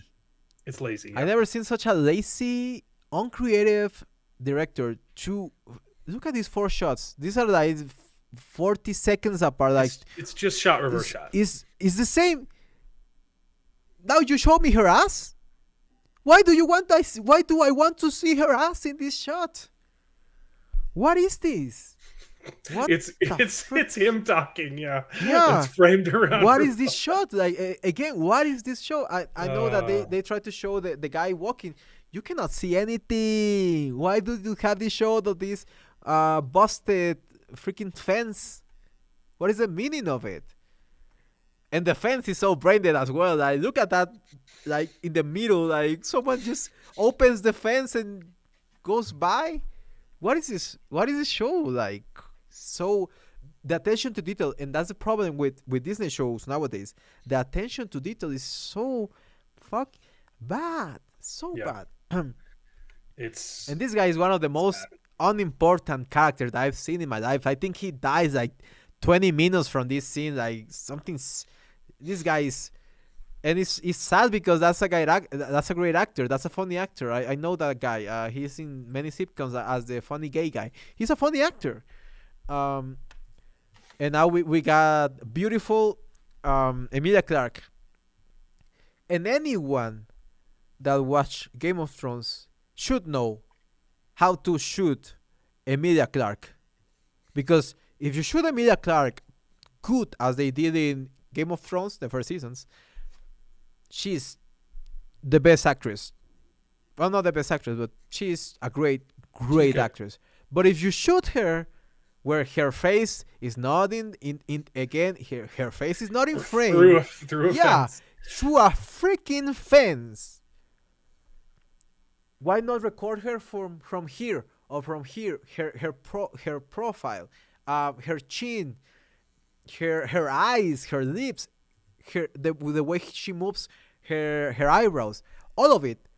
What is this? Why do you have this There's kind of shoots that literally he will randomly like unfocus something that should be focused? Um there's he's so many interesting things they could be doing with terrible the camera, director. and they're not. Again, why do you have a wide shot when you are trying to show us the reaction of the two soldiers and the freaking reaction of the girl while they are telling this guy to come into their base? Why do you have a wide shot? And this, like again, the director doesn't know a goddamn freaking thing. It's Again, it's this is sad. this is the only scene that I thought that was good, where she's like, how much time have you spent eating? Um, and he's like, I haven't eaten since I come here, something like that. And I was like, damn, Yeah. bro, like, what are you? How do you survive? But then she shows her like the product, and he's like, oh, I'm going to eat my fruit for the first time. That's the way you shoot Amelia Clark. You let her smile. You let her smile. You let her have fun. Um, again, terrible shot. Who shoots some movie like that? Like was the poor cameraman in top of the hood of the car trying to record? Like what is going on? Yeah, and Yeah, it's weird framing. exactly. Glue Guns and Roses. Why shot the entire show? This is an action show. It's a fucking Marvel show, and you shot the entire show in one room. The volume. Yeah, I think a lot of the show was in the volume. There's some scenes that aren't, but yeah, it's pretty much Disney's go-to now for all their TV shows. yeah. And no, I think I read that correctly. Yeah. And put in context the whale. The whale was shot in just one room, the most of the movie, and they have the behind of scenes of how they shot it. It's so creative. They basically were playing Pee Wee's Funhouse, or what's the name of the Pee Wee show where he's like doing a lot of things. I don't know, where he have a lot of gadgets that connect with each other. That's the thing that I was expecting, but they don't do it. They don't do it. Yeah, like I said, this shot is horrific. I don't know how they even get the freaking shot. Okay, we had Chernobyl or whatever.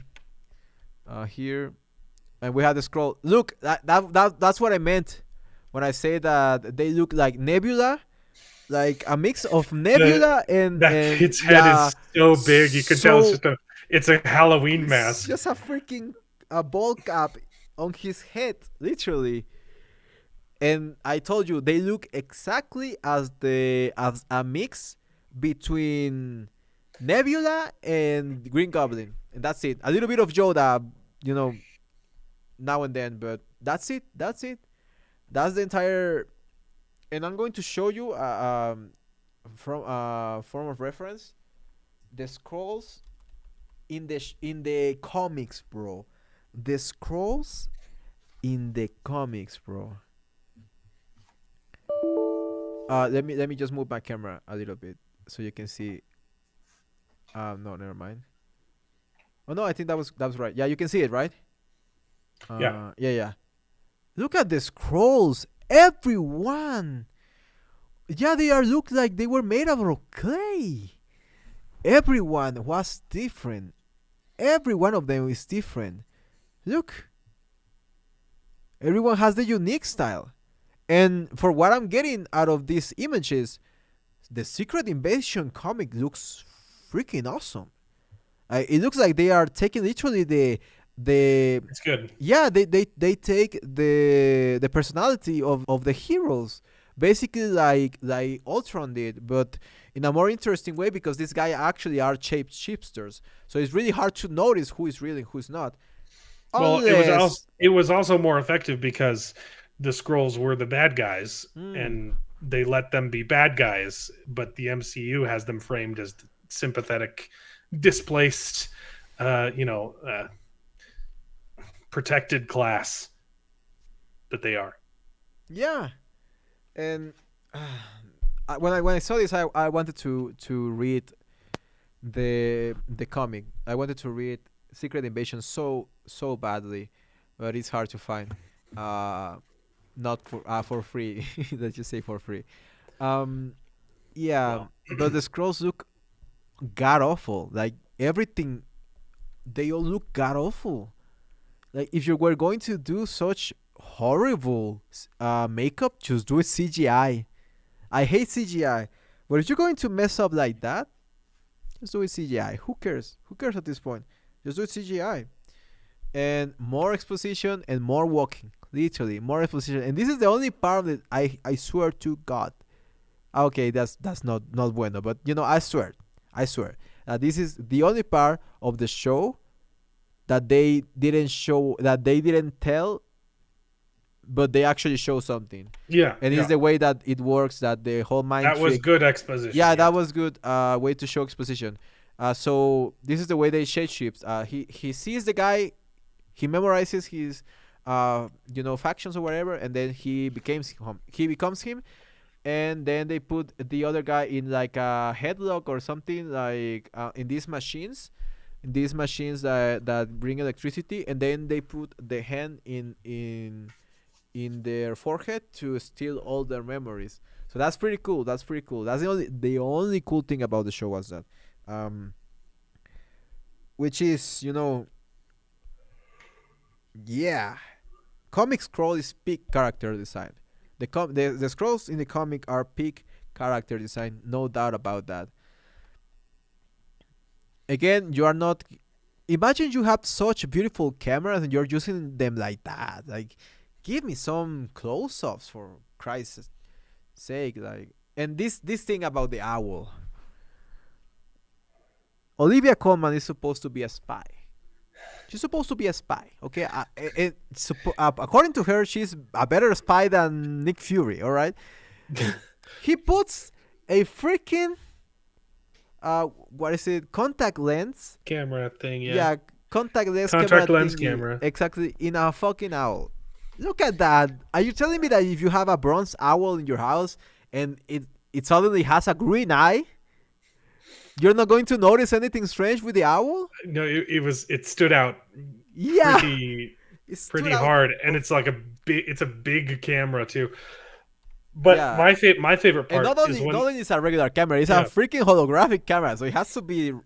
My favorite part is when they're watching the footage and Olivia Colman just decides to stand directly in front of the camera and have one of the worst line deliveries, just delivery expositions. Just, I am going to stand right here and tell you my plan. Like, they didn't even have her like pacing the room or sitting behind her desk. This is a normal interaction that would definitely totally happen at MI6. We are going, instead of using my desk, we are going to stand to the side of my desk directly in front of this owl, right in front of each other. And have this entire conversation where we reveal information that we both know, but we're saying it anyway for the audience's benefit. Mm-hmm. It's so retarded. So brain dead. I hated that like scene. They don't move the entire scene. They stand there with their arms to their sides the whole time. Oh, the way it's supposed to this to go to the other movies, they're going to spend it on the Marvels, which is something that although I'm going to watch it, I don't know. I'm not sure yet. If it's so bad that it's so funny. The Marvels, though. Yeah. Okay. Yeah, the Marvels. I have not been interested in seeing a Marvel movie in theaters. The only one I was semi-interested in was Guardians of the Galaxy. Yo, thank you so much, Beatrice. Love you. That's because I was more curious about the future of DC than I was about the MCU, and Guardians was more of a referendum on James Gunn, than Marvel. But I have not had the desire to go to the theaters since Endgame. Mm-hmm. But I really, really want to go see the Marvels opening night. I want to see it so badly. It looks so bad. The trailer alone was so... It's going to be so bad. I have to see it. Yeah, me too. I have to see it too. No, don't run away from me, kitty. Don't run away. You kitty. Whatever. Yeah, I want to watch it so long, so badly, and I think that's the only way that they are going to like join everything together. I don't know even what they're planning to do, because the Marvels was like the dumbest setup that I've seen about the movie. Literally, it's Freaky Friday. It's Freaky Friday with powers. Every time they use their powers, they swap. There's got to be like a cooldown. Otherwise, there could be no movie, right? But oh, it looks so bad. Which Spider-Man? Oh, hi, April. Do. She's probably talking about No Way Home. Or the Spider-Verse, because I mean the Spider-Verse or the Spider-Verse, yeah. Yeah, just wait for the Guardians 3 to stream. You don't. Oh yeah. Don't watch anything that you have to pay for right now. Only Spider-Verse. That's the only that I would say. Okay, that probably worth it a little bit if you agree with the message. If you don't like the message, don't go and watch it. Don't Yeah. go and support it. But if you're like, okay, I don't mind. I just want to watch the movie. Go and watch it because the art, at least, I think is revolutionary. Oh, The No art Way is Home. good. I love No Way Home, but it was faulty movie. It had some issues with it, It's but it felt it so has a good in my lot of heart. I don't know. It felt so good in my heart that it's like I don't care. Seeing Andrew No Way Garfield. Home is solely worth it just for the performances. That Yes, just watching them, the three Spider-Men interact with each other and Tom is Holland. is so incredibly charming that you can forgive the rest of the Yes, crap garbage in that movie. That the hmm plot and the setup is the just setup. horrible, and even the action is just bland Marvel. This kind of framing, just like, but it's worth it just because it's so charming. Oh, you heard the movie Wish that where they're finally doing an original character that is not a race swap. This is Marvel, No, it's Disney. It's Disney. Disney. Yeah, they're doing Wish. a Wish. It's about a Oh, it's like it's Ghanaian. a new Yeah, yeah, animated, yeah, or yeah, is yeah, yeah, is yeah. it the Animated. is it Pixar? Oh, it's Pixar. It's Pixar Well, though. Pixar just did the Elemental, Elemental, so this probably which isn't. Elemental looks like garbage. When I saw the trailer, I saw like, come on, Pixar, like It looks so bad. it's you are just doing the same formula over and over and over again, and you're like complaining. Okay, yeah, Wish is not Pixar. This is some very strange animation, though. Yeah, yeah, yeah. I mean, it's original. That's what Yeah, I no, thought. I don't Yeah. hate it. It's like half, well, it's clearly 3D animation that's made to look 2D, and it's very stylized, and it's Oh, this is I, the scene that you were saying that in order to follow them to the hideout, then yes, totally agree. Where she's basically saying what they're going to do, even though they know what they're going to do, but the audience needs to know. it's literally it's the bad improv scene. Yeah. As we both know, here is our plan, and I am saying this for the benefit of the audience, my brother of 10 years, with whom I have a lifelong rivalry. I mean, I hope Wish is actually an original Disney character and it's not just like you know a Yeah, race swap or a bait and switch or a copycat or those disgusting things that Disney just loves to do. the Um, the animation is interesting. yeah, I'm I thought liking. when I first saw Wish, I was like, finally, like literally said, finally, Disney is doing something that feels like Disney. I like how the backgrounds look. I don't love how The the character, yeah, people look. It's a yeah, the little character bit design is not that off-putting. good, but the background is beautiful. Yeah. They really got that right. Oh, the guy's name is Gravik. So Um, graphic, yeah. this guy, and he looks No, like the most bored out of the freaking cast. Literally, this guy he's doesn't very, emote. He's bored out of his goddamn mind. and he's a great actor too. He's a great actor too. That's what's sad about it. This is the kind of show, by the way. This is the kind of show that I mean. This is the kind of show that you should have. Um, wait. The book literally says understand the humankind. I didn't notice yet. Understand the humankind. Oh, you're not an alien. No, you're not an alien. You. It's not Pixar. It's just Disney. Wish is, but yeah, Yeah, yeah, yeah. I mean, Pixar has gone out of the yeah. deep end as well. With the red turning red. That movie was really weird. That movie was really weird. I saw it and I was like, how this movie went. Like, how did this movie was done? Like, I couldn't believe it. Like Been I like a said, this good. guy's so bored. Like, look at this guy, so bored, so bored. Um, again, terrible shot. Why do you do a medium shot of Emilia Clarke? Emilia Clarke doesn't have the best body, but she has the best face. Like, well, a good face. Why again? Why do you use shots where we are not even able to look at the freaking guys? It's almost been so after Toy Story 3, Pixar was all garbage Mm-hmm. until Coco. Yeah, yeah, Coco. And then there hasn't there that's the only good one Yeah, since 2010. yeah. To be honest, look. To be honest, when Coco first come out, I didn't know what that movie was, so I was like, "Oh, you see some Mexicanos with the sombrerito and the guitarra, and they told mariachi, and they were, arra!" You know, I would thought that it was just going to be an stereotypical It movie. was yeah. But it No, was that's how you good. do it. It was Because good.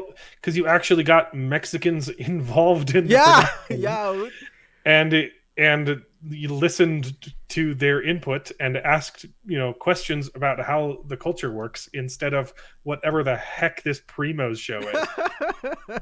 Yo, that girl is so brain dead. This is my goal with this, and so I'm going to try to milk it as good as I can. I want her to respond to one of our videos, man. Look, I am pretty much as Mexican as a white guy can get. Mm-hmm. Okay, I I was raised in New Mexico, which is it's half. It's one third white, one third Mexican, one third Native American. Okay, I Nice. grew up. I was breastfed chili. Okay, I eat spicy food, and I've known Spanish my whole life. And then I went and lived in Mexico for 2 years. I studied Spanish in college. I have a bachelor's in Spanish, um, and I I went to church in Spanish for like 10 years. Um, I'm if I were to make a show, I could probably do a pretty good job with just my knowledge, but I would be so nervous about getting Everything right. I would get a lot of stuff right, but I know that there's some things that would slip through the cracks, and I would be so nervous to show anyone Mm-hmm. without talking to a Mexican first. And so I'm like, hey, what am I getting wrong? Yes. Okay, tell me, because I, I didn't grow up as a Mexican, and so the cultural differences alone are going to be just Monumental, yeah. enormous. Let alone Monumental. the linguistic challenges, Mm-hmm. right? Yeah, that's You the reason why I would not make I would make a show about Mexicans because I'm Mexican. I've lived yeah. 20 something, 25, 26 years of my life here in Mexico, right? My entire life here. I would be so I would be so embarrassed Yeah, imagine that. You claim, if and the Primos funny was is, on my resume. bro, but you don't even claim to be Mexican. You literally said explain everything, and Yeah, you say that it's technically it's a Mexican. joke. It's a Yes, joke. Literally, it's I a am joke. not a Mexican. Yes, It's a diversity shield. but this I'm a comedian. Okay, it's exactly, it's a joke, and this girl comes out seriously, as serious as we have ever seen her, ever, and and she goes and out and say that and just Spanish is not a Latino language. she she is so insulting. Like just Oh with her my attitude, it's just god. like I know better than Mexicans. You idiot, Hispanics. You don't even know that your language Oh isn't no. even real. You have a fake language, you big idiots. You, look, there's plenty of things you can make fun of Mexicans for, and Yeah. this isn't one of them. Like, Yeah. I mean, what does she mean even? Yes, what does she mean? I mean, I know what she mean is the basic pseudo intellectual argument yeah, about oppression that all leftists spew, like puke in your face. Um I can't wait to see episode 1. We gotta watch it, like not watch it, but like this, is it ever going to air? it has to, and I'm sure that it's going to air soonly because when they announce Disney Channel shows, it's because they are going to drop them like soon. Uh, all I'm getting is that freebie show. Every time I look up Primos, it comes up with Primo, which actually it wasn't terrible. I watched Yeah, like 2 episodes. I was yeah. like, yeah, that's Hmm. fine. Hmm. There's a couple little stereotypes that I wish were fleshed out a little bit better, but you can tell that a Mexican was involved in making it. Disney, Disney primos, not that one. Disney. Yeah.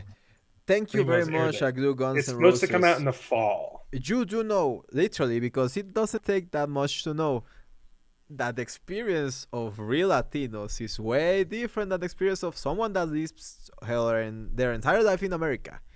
America is the land of opportunity, whether people liked it or not. Mhm. Like, imagine if I live in America. Imagine if I had the same chances that this girl had her entire life, dude. And she chooses to And she insult chooses, Mexico. and she chooses to literally tease, insult an entire group of people, an entire group of groups of people, not only a group of people, the entire group of people. What is going through your head? Just okay. I'm gonna make an analogy here. Imagine that Do you it. are an alien. Imagine, sorry, not a legal alien. I mean, like a crow. Sorry. I'm not racist. Okay. In game. Imagine that you are a kroll. Okay, you're Nice, an nice. alien from outer space, and you come to Earth, and your goal is to pretend to be an Earthling, and instead of like they do in the show, downloading a human's brain and absorbing their experiences, you just decide that you'll log on to Midjourney and ask an AI what humans look like, and then shapeshift your face into whatever that spews out, and then go around telling other humans, did you guys know that you're colonizing this planet? This planet your language belonged to the dinosaurs before it belonged to you, okay? Oh no! Oh no, man! So accurate. This is this is the most accurate analogy with the show that we're actually watching, which is garbage. So we have to find a way to make it entertaining for you. Don't you know that English steals from the Romantic languages? It's just a mod podge of words that you've stolen from other countries that you pretend to hate. I thought you guys fought a war to get away from Britain, and you're speaking their language. You idiot Yeah, Americans. yeah, exactly. Um, I mean, we all thought like it's the funniest thing that I don't understand this zipper sub because it's a zipper sub with the whole thing about oppression. Mhm. Everyone has been oppressed in their lives. Everyone, even if you're white, even Yeah. if you are Asian, even if you're white, black, Latino, Indian, whatever. Dude, I Everyone. was bullied in elementary school. I almost uh, I thought about Yes, game overing I in understand. elementary Yeah, school. me too. Me too. When I was 12, I started having those thoughts because It was yeah. it was freaking insane. The bullying that we received growing up is freaking insane. Um, yeah, exactly. The translations of the names were just like a funny thing that I was just It saying. was Okay, imagine that someone tells you, you, "I'm going to grab you by the cuquita." You know, that's but you know that they just Google translated the entire show. Because if you type in what they're trying to say, that's what Google. I tested it. I tested every single phrase from the show, and it's exactly what Google Translate says to say. yes, yes. And like I say, cha cha was for cha cha Yes, cha or it muchacha. does technically mean girl, Yeah, little girl, but but it's insulting. yeah, but it's used pejoratively against mates that are from low income and they are usually from endogenous origins. So it's a xenophobic, racist, classist term in Mexico. Mm. Like I said, people were saying, okay, it's not a slur. There's not a word that compares to a slur in Mexico. So we have to use that word that is borrowed from the Germanic language to talk about something that is so offensive that Look, would get you a slap in the face and would there. get you a kick in the nuts. That's a great point from Glue Guns and Roses, and I know we already said it, but that is a fantastic name for a YouTube channel, which perfectly matches what you do, which is like arts and crafts stuff. Mhm. Glue Guns and Roses. Brilliant name. Go check her out. Cool. Yeah, cool channel. I just looked it up. But the Mexicans have so many nicknames. They Mhm. also have a ton of really funny nicknames, Yeah. Fanny. Okay, that would be the perfect nickname to make fun of because it sounds ridiculous in English, but it's Exactly. so it's an abbreviation Of of Stefania. Stephanie. Yeah, Okay, Stefania. Exactly. in America we would abbreviate it to Steph, right, or Steffi, something like that. And in Mexico they abbreviate it to Fanny, which means booty. Okay, but it's hilarious. Name one of your characters Fanny. That's awesome. Be so awesome, man. And another beautiful language, Or beautiful name that you Xochitl. said, Xochitl. Yeah, Xochitl. I tried to convince my wife to name one of our daughters Xochitl because her nickname would be Zoe, right? All the Yeah, yeah. gringos could call her Zoe, but we could call her Xochitl. Or Sochi. Yeah, Sochi. But we'd have to explain it to everyone. Yeah, that's true. That's and true. It would be awesome. Okay. Yeah, but that is the funny thing. That's true. I had a friend that actually her name is Stefania, and we call her Fanny. But yeah, it's great. we never thought about that because it doesn't have that context in Spanish. It doesn't mean booty. Exactly. But if you say cuquita in a Mexican out loud in a Mexican barrio, and you said te voy a agarrar you a think she was trying to say cookie? Yeah, like yeah. A cookie, but trying to make it sound Spanish. Mexican, yeah, exactly. That's my little cookie. It's so racist. Imagine. Like the names that we were doing with the song, Baguita and White Trashita. it's basically that, like. Yeah. Imagine you just add Ita. Oh, I'm going to make a Mexican character put an now. O at the end of the word. I'm going to call her Suchita or Pastita or Hamburguesita.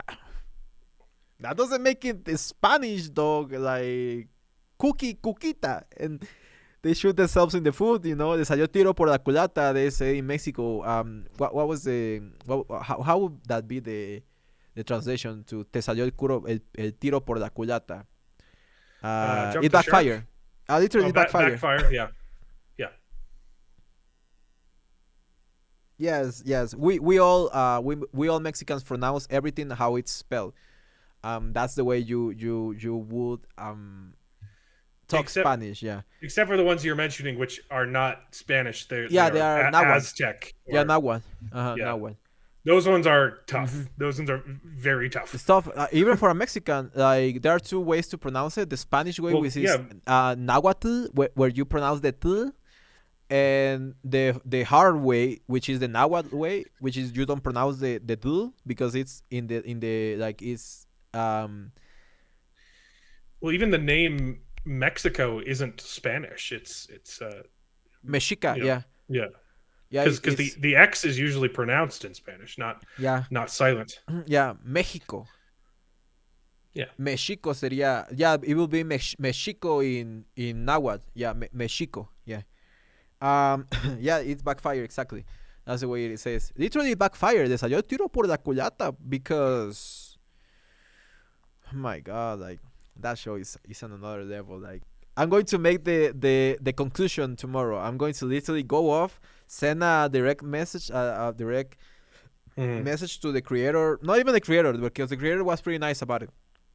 No, the main character, which is she obviously had a lot of voice in the show, because her first line in the show is she complaining about her being corrected in Spanish, which is what she did. And she was wrong, though. Yeah, she was wrong about both things. So it's hilarious. But we're gonna continue with this. Just to what's her name? End with this bullshit. Like, this is the kind of shot that I want to see with Emilia Clarke. Like, look how beautiful this shot is. She seems concerned. She seems worried, but at the same time, she's ready to do something. Again, the way they did my girl Colby Smulders, like disrespectful. Like this kind of shots, it does so disrespectful, and they do the ultimate disrespect at the end. But we get to that. And now I wanted to talk about this because I just found this completely rated. Oh, saludos desde Houston. I'm used to pronounce Nahuatl. Yeah, bro. I also used to I also say it Nahuatl, like with the t at the end, because that's the Spanish way that the Spanish used to pronounce it. But yeah, it's really hard to say that Nahuatl, Nahuatl, like the sound without the explicit way to say it. The Nahuatls, they do it in a pretty awesome way. That's why it's really hard to learn Nahuatl, specific in the pronunciation. But this scene, he falls down in a chair. Okay, he sits in a chair and he's like, that chair belonged to Louis 15. What was that? Then you're Like, not gonna have it in that room, okay? you're not gonna have it literally standing like a regular chair in the middle of the room for everyone It's gonna to be grab. wrapped up. It's gonna be bubble wrapped. It's gonna be covered. It's gonna be hidden In in a the box, corner. in a huge box. Not only that, but if it's from Fernando, no, what was it? Louis 15. Mhm. That freaking chair is going to break when he like literally puts all his weight in the freaking chair, and the chair is like, no, I'm just a Also- plastic chair with a green screen on it, so it doesn't matter. Like, The reveal that this character is also a scroll is stupid, because they had to. Why would they have had to approach him at all if he was already involved in the conspiracy? He could have just given them the bombs. He would have been living with them and eating their fruit. It. He should. It's just. It's so. There's going to be so many reveals. Oh, you didn't know this character was a scroll, and they're all going to be as dumb as this. yeah. And I hate it because, like I said, it's the worst type of bait and switch. Look, It's if the you worst type of actually fake think out. about the consequences of that character not being human, It's the story just stupid. dissipates. Yeah. Why are you here, bro? If you are a freaking scroll that is allied with the scrolls, why aren't you in the freaking scroll country doing what you're doing right here in the middle of Russia? What is going on? Because he's a scroll, and we never figure it out. And it comes one of the dumbest. Like, this guy, by the way, this guy is one of the worst actors that I've seen in my fucking life. Look at this. Look at his face right now. One of the worst. He's like Borat, but not funny. What did you? Oh, we missed. I forgot to mention the throwaway line about America just wanting to be at war with Russia. Oh yeah, what was Oh, that? this is finally what you wanted, huh? You're gonna fight all the Russians. I was like, what? Are you living No, in the we- 70s? No, it's the Democrats are warmongers, not the. Yeah, like, it's like, the people don't actually want war. exactly. And if it was war, is going to be with the Chinese. You don't know that. Not with the Russians. Yeah. The Russians are drinking vodka, riding Russia bears, having fun Russia does not have the infrastructure to sustain wage a war world on anyone that's not its neighbor. Mhm. They're struggling against Ukraine. Okay, it's not like Imagine that. it's pretty sad. Oh, there's a storm coming to Texas. Yeah, you gotta They used to have a very be careful. Yeah, you gotta be strong careful. military force, but they haven't built anything new. Their Mhm. stuff is all 20 years yeah, old. You know, from the Thir- Cold 30, War 40. when they were like actually strong. yeah. Yeah, this scene, and we got to the dumbest. Like, this guy is so brain dead, and he like shows his powers in the dumbest way. Like, oh, and then he start fighting with the other with Talos, with the other. Yeah, what was Crow. his goal there? What was his goal? And hey, I'm revealing that I'm a scroll because I don't want you to beat me up. But Yeah, like, you I could don't know. there's two of you, and one of you I know has a gun. So what's the point in revealing this now and making Okay, you want so- to kill me? So they fight for a while, and this guy overpowers You Talos. keep saying no, don't kill do him, it. don't kill I him. want to fight him. Why Don't did get you? upset. I've clearly And- lost the fight, and you're helping me, and I'm still gonna be mad at you. No. Why did he shoot him? You were asking him 1 second before. I know. Where is the dirty bombs? One And, like, second. One It second shows before. he's a good marksman because he hits where The- he's the intending. chest? But why was he aiming there? What are you planning to kill him? Just Hey, immobilize him. if there's anything I've learned from our president, Biden says you can just shoot, shoot the gun out of his hands. Okay? Right? Fire your shotgun up into the air. In case you're wondering, that is the worst possible advice you could give any gun owner. Don't shoot guns into the air. No. Shoot the person that is going to hurt you. But also, many people have died from bullets that were shot in the air because guess what? They come back down. In Mexico, that actually happens too much. Too much. Every freaking Sunday, there's a santo. There's the celebration of a saint here in Mexico. So they would throw shooting at the air like freaking. What was the guy? Pancho Villa. No, the guy that's shooting in the air, the Looney Tune. San Bigotes. His name's San Bigotes in Mexico. I don't know what's his name. Sam. Yeah. Something Sam. No, Speedy Gonzalez. I wish like. It's not Speedy Gonzalez. Arriba. I love Speedy Gonzalez. Arriba, hija. Hija. Yosemite Sam, boy. Yosemite Sam. Yosemite Sam. Yeah. That guy was shooting at the air. We love Speedy Gonzalez, by the way. Just wanted to add that. Yeah. So this guy, Sam. Yeah, that happens a lot in Mexico, and a lot of people have died from missed bullets. Llamamos bala perdida. I don't know how do you call it there in the United States? Stray bullet. Stray bullet, yeah. Bala perdida. That's not even the best description because that's like someone getting caught in a crossfire or a bullet ricocheting, not like one intentionally fired in the air. But it's still, yeah. Oh, what do you mean the estimated date about the Wakanda Forever review? You mean the part 2? Yeah, I never did the part 2 because I didn't have enough material to like make the full review. But now that is in Disney Plus, I can do it. But I'm trying to use the algorithm. Yeah. But when I have like traction, like natural traction, then I'm going to do videos. Doing reviews on films in theater is so hard. Like if you, at least the kind of content that I make, which is just in depth, like using clips and exactly. And the stuff that I did for Rings of Power, it's easy to do for a TV show because you can get the footage. But if you actually want to criticize a movie, you can't show the scenes from the movie. So you can either like use footage from the trailer and get it out on time, or you can wait 5 months and make a review after it's come out when the buzz is gone and YouTube's not going to pick it up. Yeah, I'm not going to pick it up at all. Yeah, I mean, I will do part 2. I'm going to do part 2 of all the videos that I was going to do part 2, but the only reason I didn't do part 2 because the trend died. But yeah, I'm definitely going to go back to those, and I want to do like we're planning to do the Bond movies, the probably the Star Trek movies because I haven't seen them either. So we have a lot of plan out for this channel while it's growing. But first we have to like keep doing the thing with the primos and the thing like this kind of video about things that are current.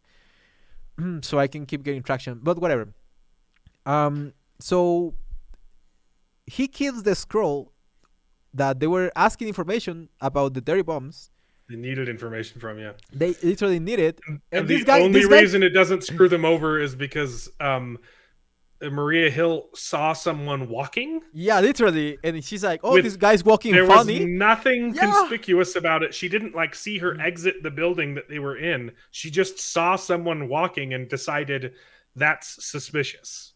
Look at this makeup, like Jesus. You could have the reflection on the plastic.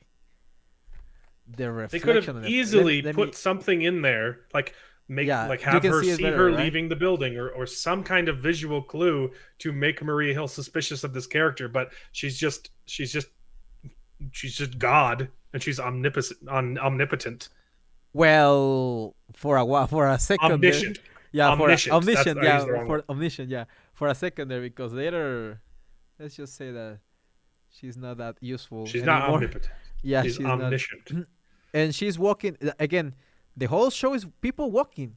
This Mhm. girl walks for like 3 minutes, and then she finds that's the scene you're mentioning actually. This is literally the scene they're mentioning.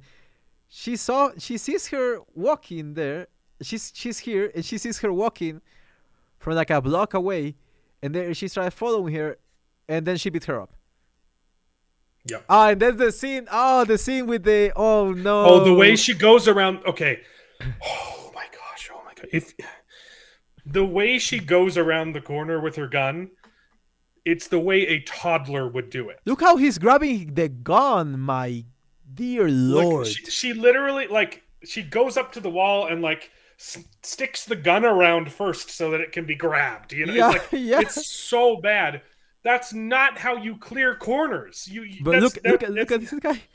This Look at is a this guy. secret agent. This is the government's like elite task. This was the elite of the elite. This isn't even the CIA. This was Shield, okay? Yeah.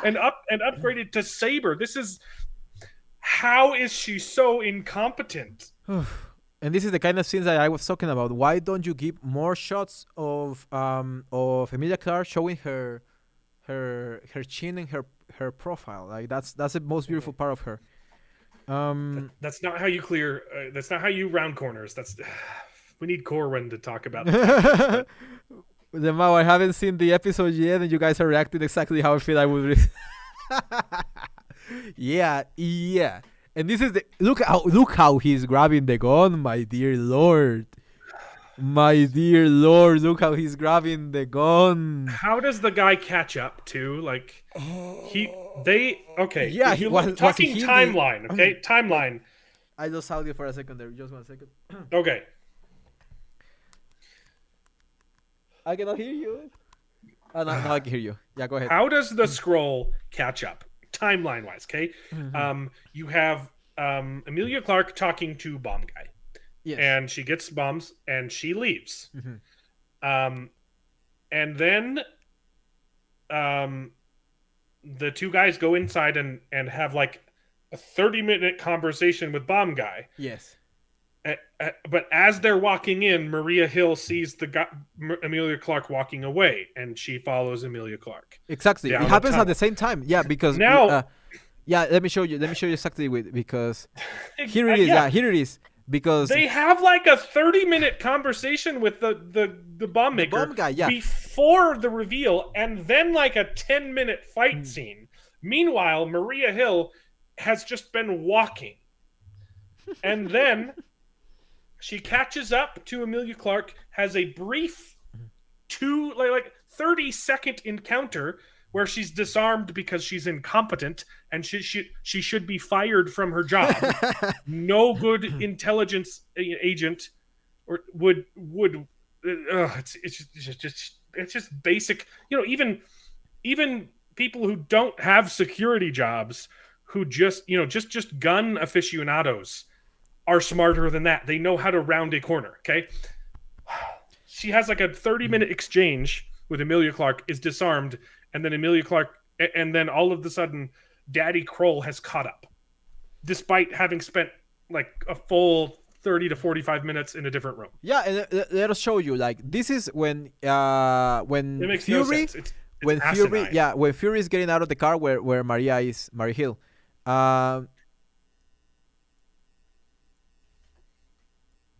After she gets out of the car, this is when Emilia Clarke goes to see Bomb Guy and gets the bombs from Bomb Guy. All right. After that, she goes out of the building from Bomb Guy at the same time. At the same time, literally. Well, it has Nick to be Fury, the same time at because the she's not same there time. when they go in. Exactly. At the same time, they are going in while she was getting out. So she's barely getting out. Yeah, and it shows Maria And Hill. See her. it doesn't. Oh, okay. No, not yet. They had Okay, the so 30-minute she conversation. left the room. She hasn't left the building. Okay, let's give him a little bit of leeway. And then This she is goes when around Maria the sees corner. her. This is when Maria sees her. Mhm. Because she gets out of the car and she's like, okay, we have a person of interest. Yeah, this is Okay, what's the timestamp? 31 minutes. Okay, yeah. now how much time passes? What the hell? 5 They minutes. have a sit down. They're sitting in chairs, talking about chairs, talking about stuff. Uh-huh. First And off, that this is the timeline scene. doesn't make sense. That would have had to happen, way before. So I've got this very 4 minutes. grotesque. I've got this grotesque bruise on my arm because I gave blood yesterday and they couldn't find my vein, so they were poking around They for a were good 20 poking minutes. around, literally. But the lady was very sweet. It was her first day of work, and Oh. she was doing a great job. She was just very nervous, but Oh. I got a little. I won't lift my arm up anymore if that's off putting. It's pretty gnarly. It's pretty gross. You. Um. Yeah, Where is she? That's where she start following. That's where she start following. I mean, yeah, literally 4 minutes but you know apart. that would have had to happen, immediately when. Yeah, in not 4 minutes. 4 minutes is a long time in Wow. real life. Imagine in Yeah. movie time, in serious time. It's going to be like a half an hour. And then she follows her. And then she follows her. And then she follows her. And now this guy is. Now this guy is there with them, and that other girl hasn't even escaped yet. You're dumb though. Here's the explanation. You forgot what show you're watching. Those are two different scrolls. One of them is just pretending to be her dad. Yo. It's the only way it makes sense. Yo, no. No, because that means no. It's obviously not what they're going to go with. Yeah, but it's the only answer that makes sense logistically. Yeah, but it could if be. you actually want this to work. I wanted to say thank you so much for the love. Good Guns N' Roses. Thank you. I'm really excited about it. I'm literally refreshing every second just to see how much it grows. 5,070 is what I'm seeing. Nice. Yeah. Nice. I can believe I got to 5,000 today. I cannot believe it. YouTube like updates super slow. The back door is pretty fast, but if I go and look at your YouTube channel, it's like it nothing. Yeah, slowly. It's like 4,000 still. So I'm on a third party right now. Yeah, and the thing is that sometimes it doesn't even give me the right numbers. Like sometimes my video will have 250,000 likes, and then it will have 240 in 2030, and I'm like 230, and I'm like, come on, man, throw me a bone. Throw your body a bone. Nice. Thank you. But it's so brained. It's you so just lost a sub and then gained one. Nice. So you're still at 70. Who lost? You who left the crew? But yeah, your channel pop up with that first video, Primo. Look, I was about to give up with that channel. Like I just said, like there's nothing that is going to revive that channel. I was expecting 1,000 views tops in that video. Literally, I was going to, bro. If I get 1,000 views on this video, I'm going to be so happy. And it got 200 times that, 250 times that. It's still going. So it's insane, bro. It's insane. I love it. And at night it goes higher because it gets to Brazil, it gets to Great Britain. I have a lot of people there in Great Britain and Brazil. I love my Brazilians. I love it. Muito obrigado. You're getting views all over the world too. It's really good. Yeah, that's why I love English, bro. Imagine if I did content only in Spanish. Like, who is going to watch me? Yep. Mexicans? They hate Mexicans. They hate content produced by Mexicans, you know?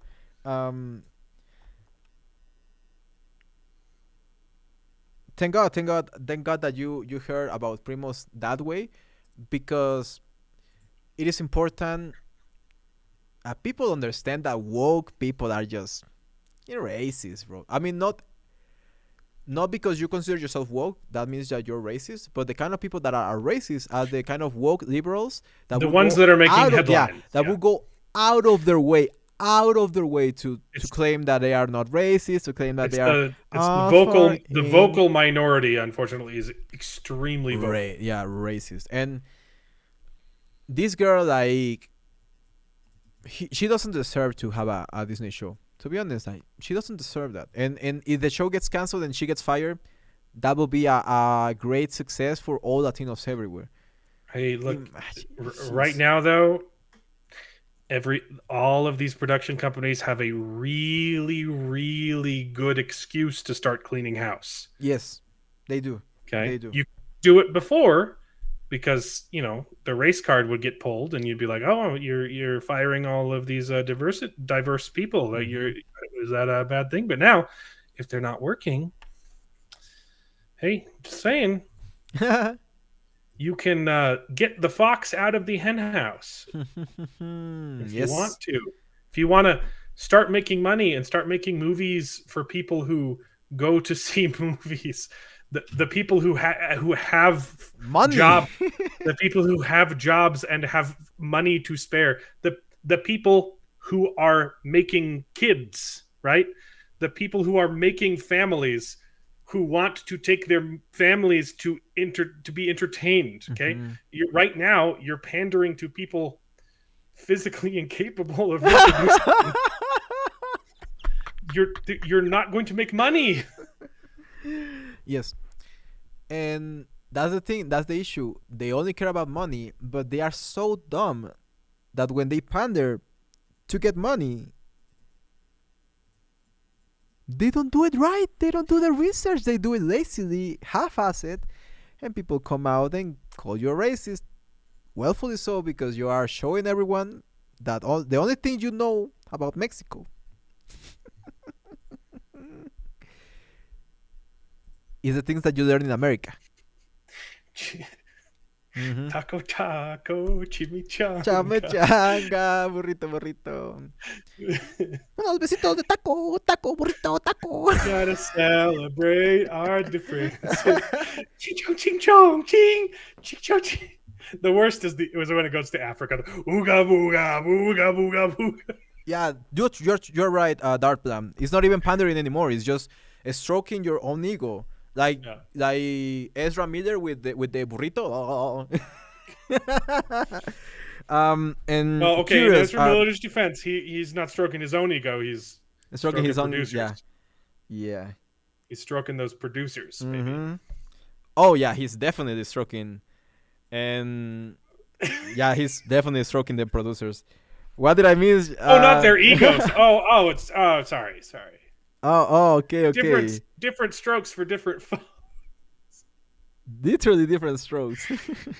I'm curious, what her parents think of her response, or are her parents first generation Americans? I guess I was assuming her parents spoke Spanish.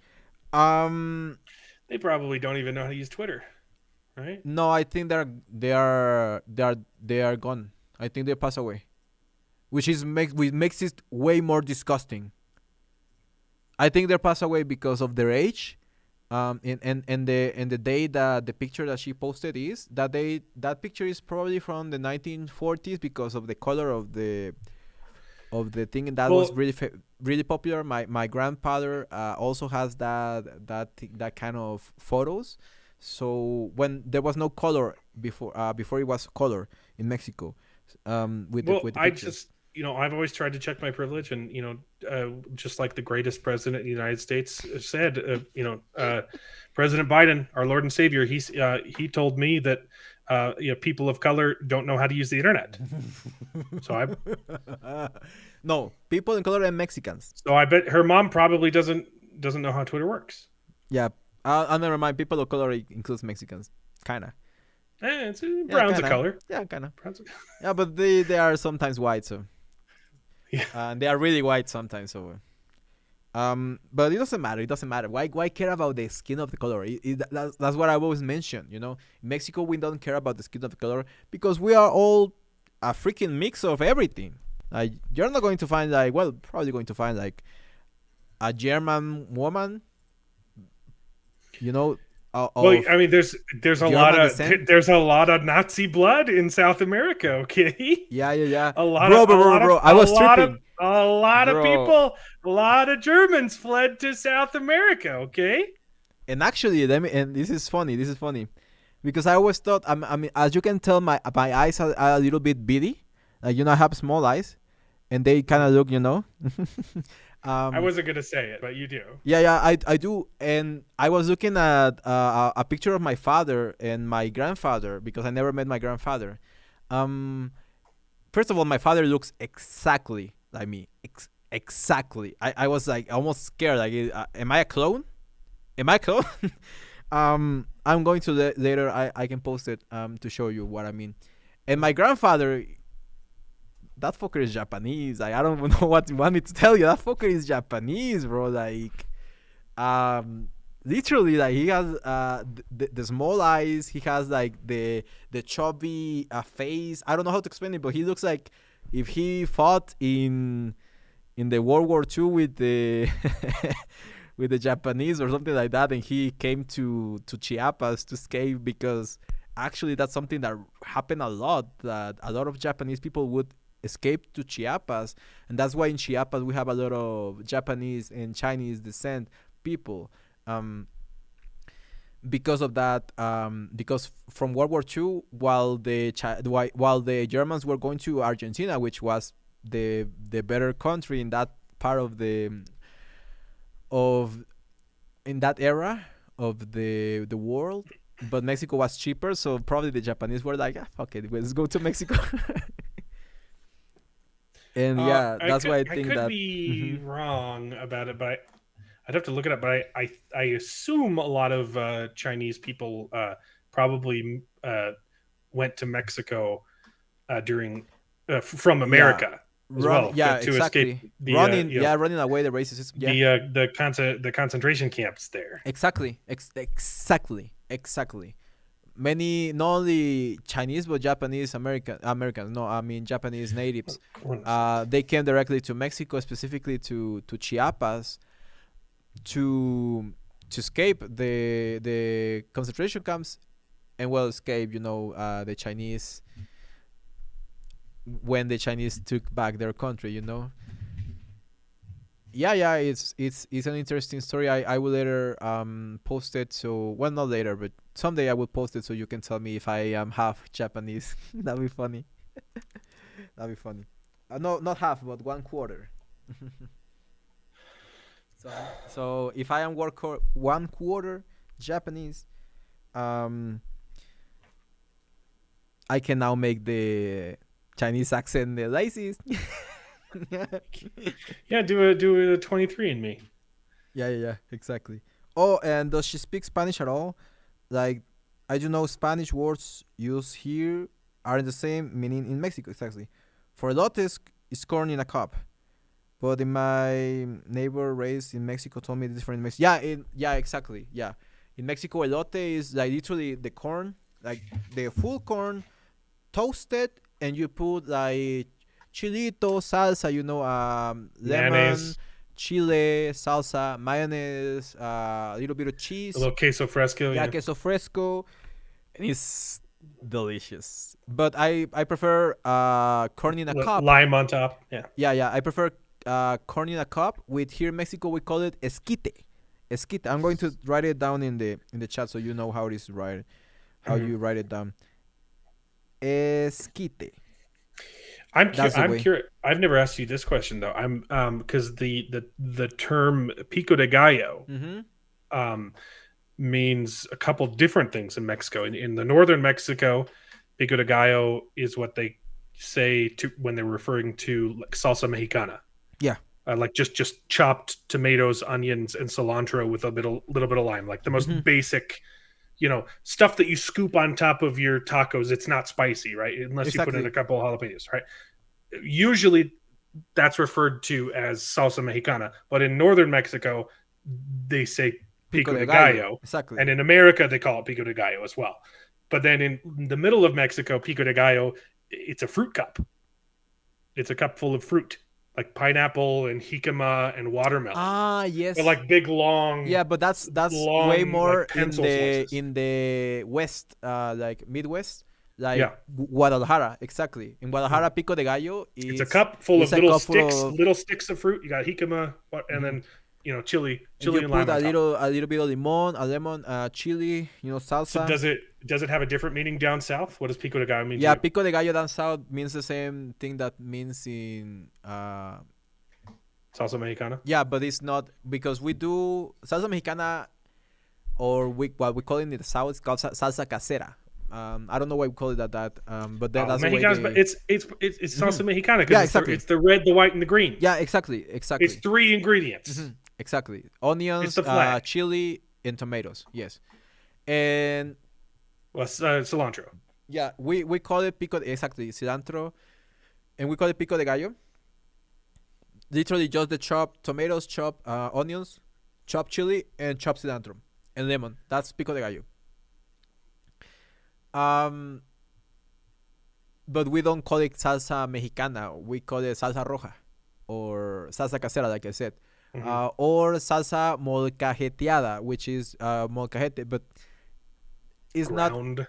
Yeah, with the molcajete, with the thing is this thingy Mortar and the mortar. Yeah, the mortar. pistol. The mortar. No Mordor. Sounds like a Mordor. Mortar and Mortar. pistol. Exactly. So we use that thing to do it, and that's when it becomes salsa molcajeteada. Dude, I forgot to tell you something. I made a batch of tinga.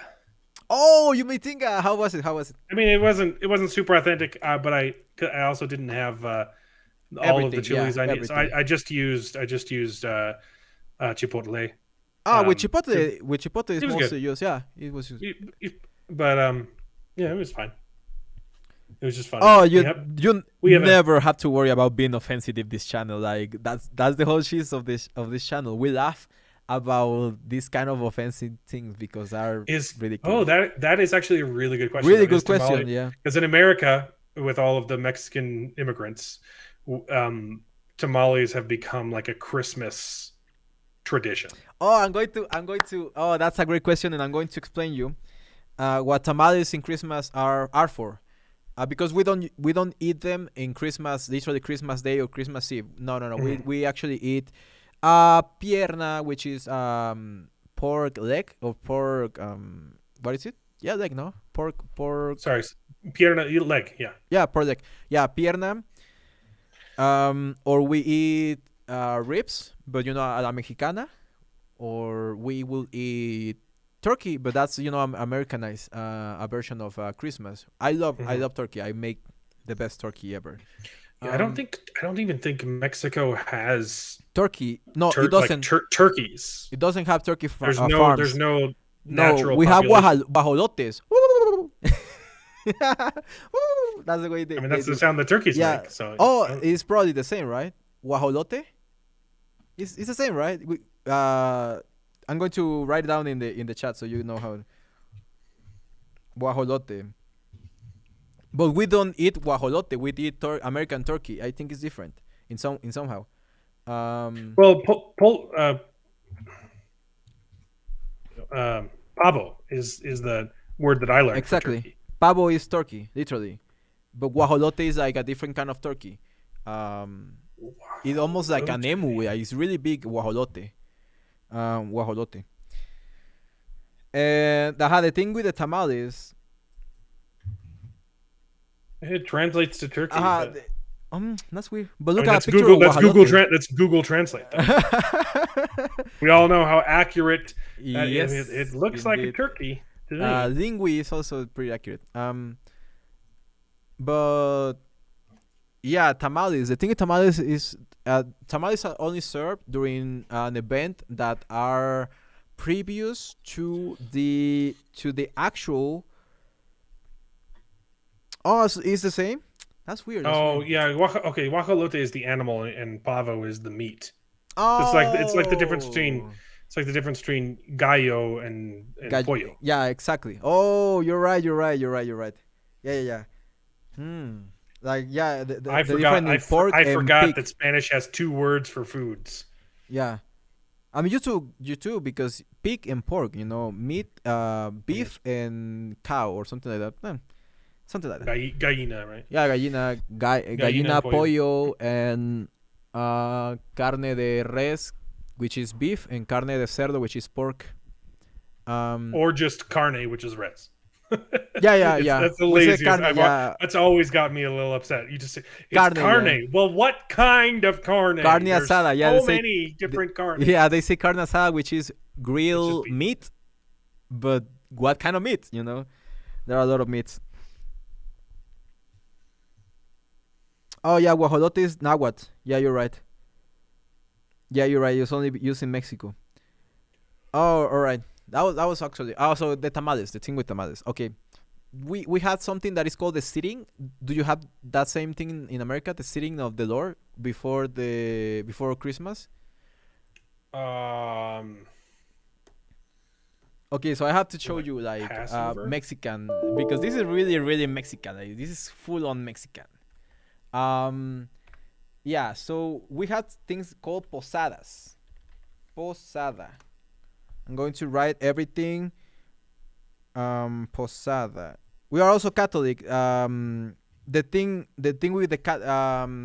This is a Catholic. We are not. There are no Christians in Mexico. We are all Catholic, but we say that we are Christians. I don't know. I don't know what's going on. But we had this. This is a posada. This is what a posada looks like regularly. I'm going Yeah, to show it in the and middle. Yeah, with the piñatas and the Christmas lights and everything. This happens like 2 or 3 weeks before Christmas, and it's like really really Mexican. Like every Mexican, you go ahead and tell them, oh, is this a posada? When you see them again eating tamales, you ask them, oh, is this a posada? And they are going to say yes, because that's the only way that you eat tamales during Christmas. Like I said, you usually will do like either a Mexican dish like pierna, or another like or costilla, or you're going to do a Spanish dish like what is the name of that fish? Robado, no. Mm, whatever. A I don't know. fish. That fish that is really good in from Norway. A fish that is good from Norway and is really Spain. Is from Spain. Whatever. Whenever you hear something called a la vizcaína, when they say this a la vizcaína, Cod. it's a street festival. Yeah, it's a street festival. Cod. Yeah, cod. Exactly, cod. Cod a la vizcaína, and that's something that Spanish do. Yes, it's like 2 or 3 weeks before. Yes, and Quetzal Zapata here, he's damn right. Like he's goddamn right here. Posadas and Pastorela is like the nativity scene. Literally, Pastorela is a nativity scene where Yeah. they act the nativity, with Christ and everything. But we Latinos, we make it like spicy. We make it with jokes, we make it funny, for everyone here. Well, the thing that I Hmm. love is Mexico makes Christmas better Yes. because we have Santa Claus in the United States, and that's just stupid. It makes no sense. But in Mexico, it's the three kings that come and bring your Christmas presents. Because that's what because that's what they did. Yeah. Yeah. Yeah.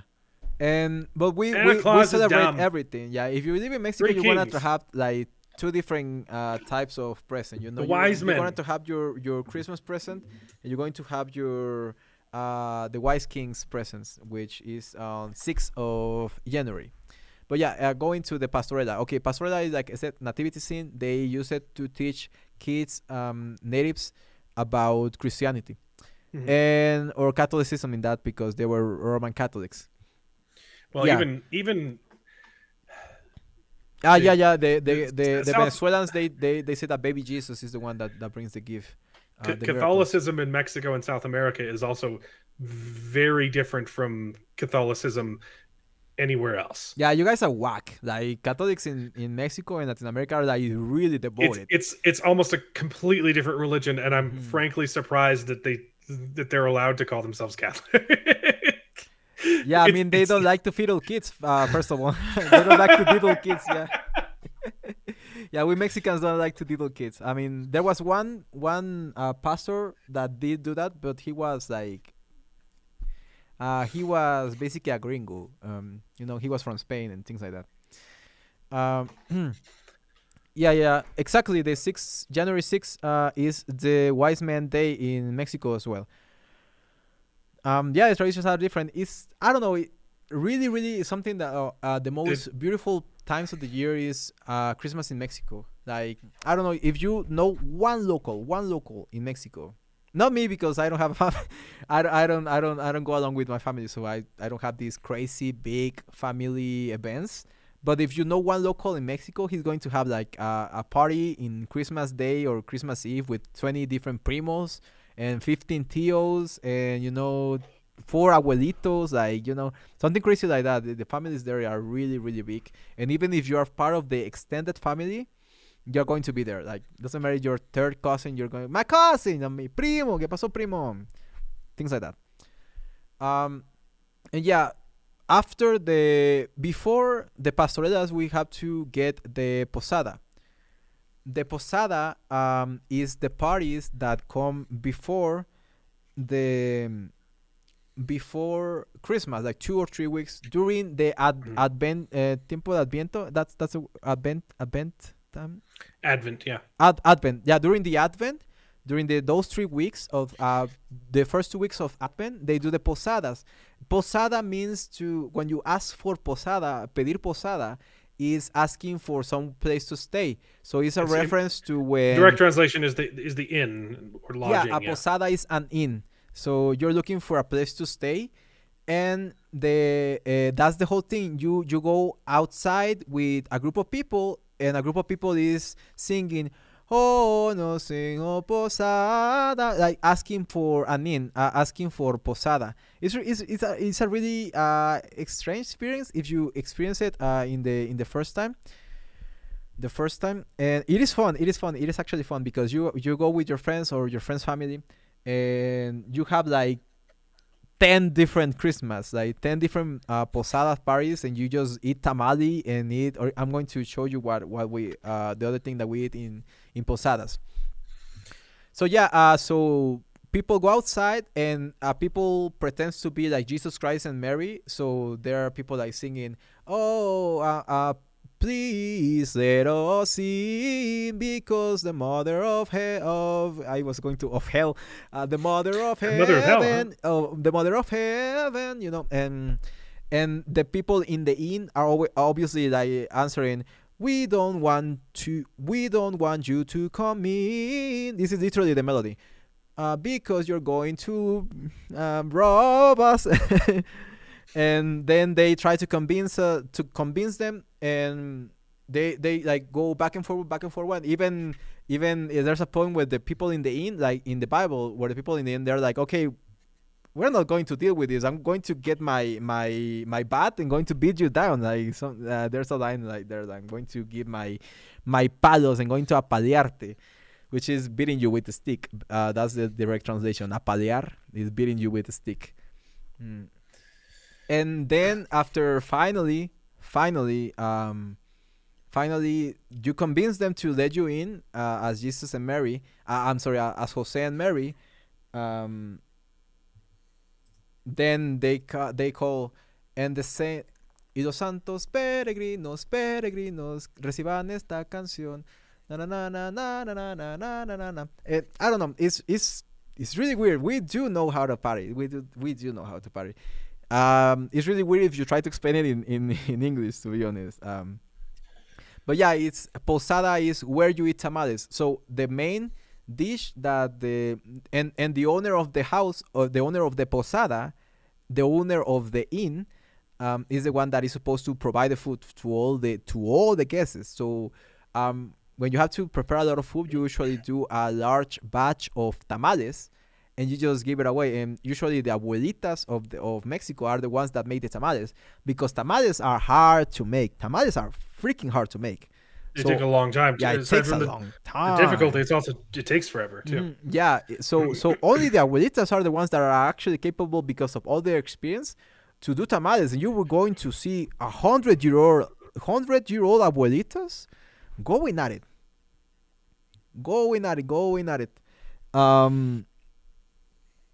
It's really weird. It's really weird to watch a 100-year-old abuelita mashing tamales into. It's really another world experience. Oh, you got banned for helping with the tamales? Damn. Mexico does know how to party. Mm-hmm. I will. One of my favorite observations is Mexicans who've moved to the United States very quickly adopt Thanksgiving as a holiday, Mm-hmm. because Mexicans love making food and they love giving it away to people. And so like Christmas is, they already go nuts on those kind of celebrations, but the idea of a holiday that's just about eating food, just like And giving thanks. Yeah, I Mexican love. Americans love Thanksgiving, and it's so much so that Thanksgiving has been pulled down into actual Mexico, and a lot of people celebrate it there now too. But it In didn't the used to be the north. case. Yeah, in the north of Mexico, But in yeah, the frontier. Mm-hmm. it is like the biggest Thanksgiving. I was in California, near um, Tijuana, and I had Señor Pelo. No, I had to I go don't know. visit multiple people on Thanksgiving Day. I had 5 Mexican Thanksgivings. Just imagine an American Thanksgiving on steroids, Yeah, okay? And on I went not on and steroids, on cholesterol boosters and on grease and manteca de and cerdo. I had to go to 5 of them in the same day. And also what's important to know is that if you say no, if someone offers you food and you decline, it's like you just killed their dog. Mm-hmm. It is like the the worst insult that you could possibly give. So just imagine. I have Mm-hmm. never been so sick in my life. I had to go to 5 Mexican Thanksgivings, and and and if you finish your plate, they'll offer you another one too. So you had to be very strategic about it and just eat slowly and leave just a little bit on your plate.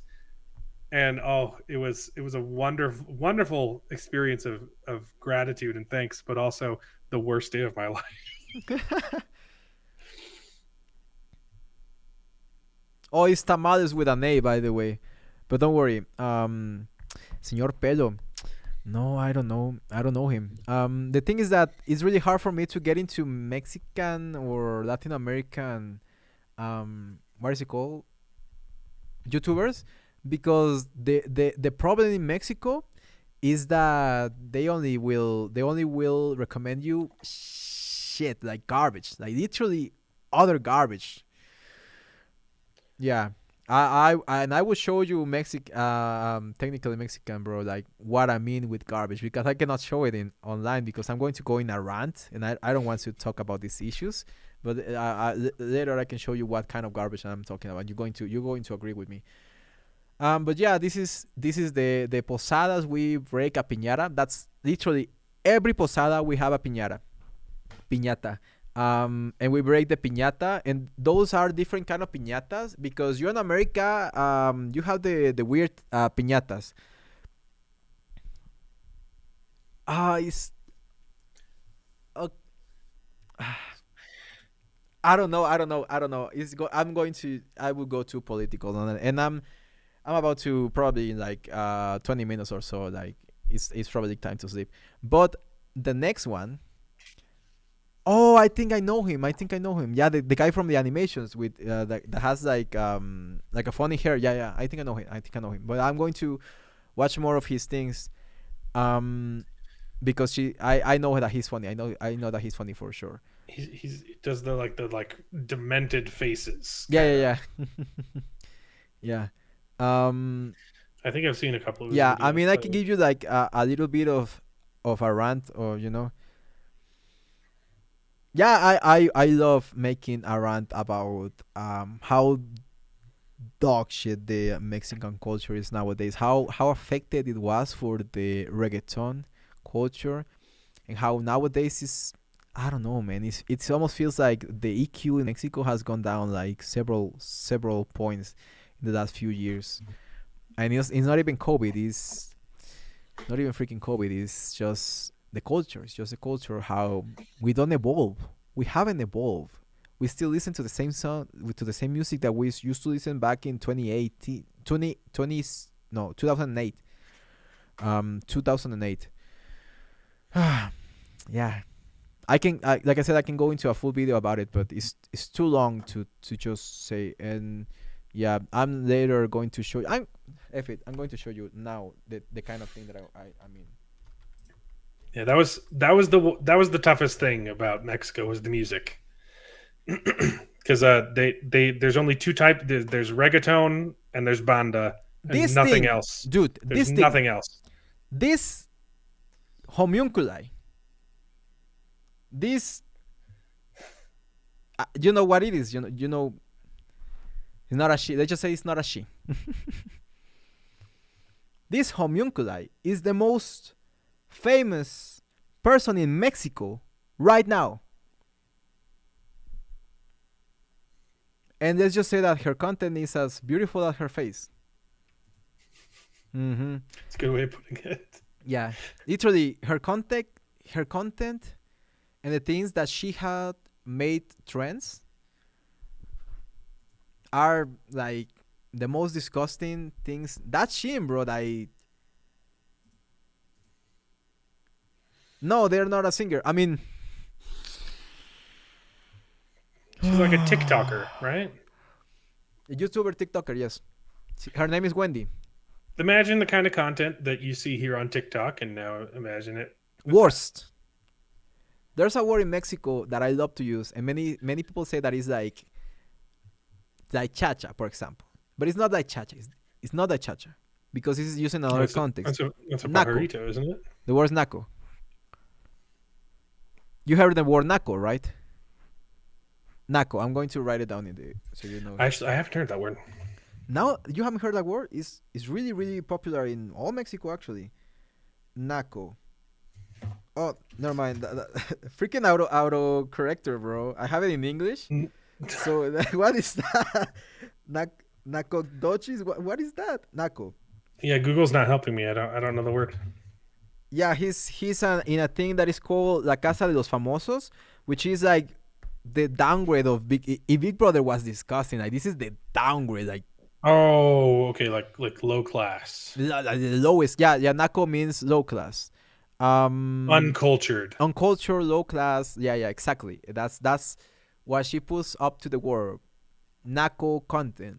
Uh, like literally, like she would go on podcasts of 6 hours just talking about disgusting acts that he has with his boyfriend and disgusting gossip. All this gossip, like, and like I said, it only nurtures stereotypes like Latino women love chisme or gossip, which is true, but you can add way more to that. Like you have a platform to even go ahead, even talk about trans issues, whatever. Talk about your issues or drag issues.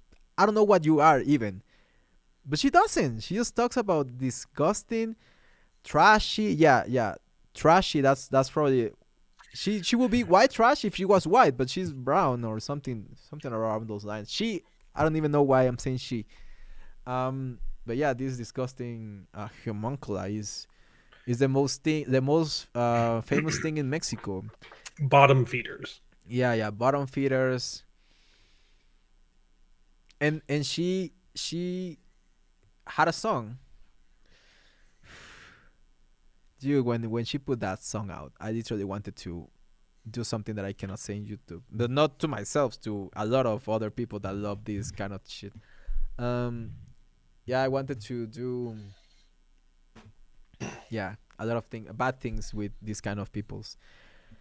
Yeah, she put a song out which is called Una gatita que le gusta el mambo. If you don't know what that means, it's because it doesn't make sense. And actually, Quetzal Zapata needs to correct me if I'm wrong here. She's the one that got that song, right? The one gatita que le gusta el mambo. I never wanted to tear my eardrums apart when I heard that song. Listen to that song, Una gatita que le gusta el mambo. I'm going to write it down.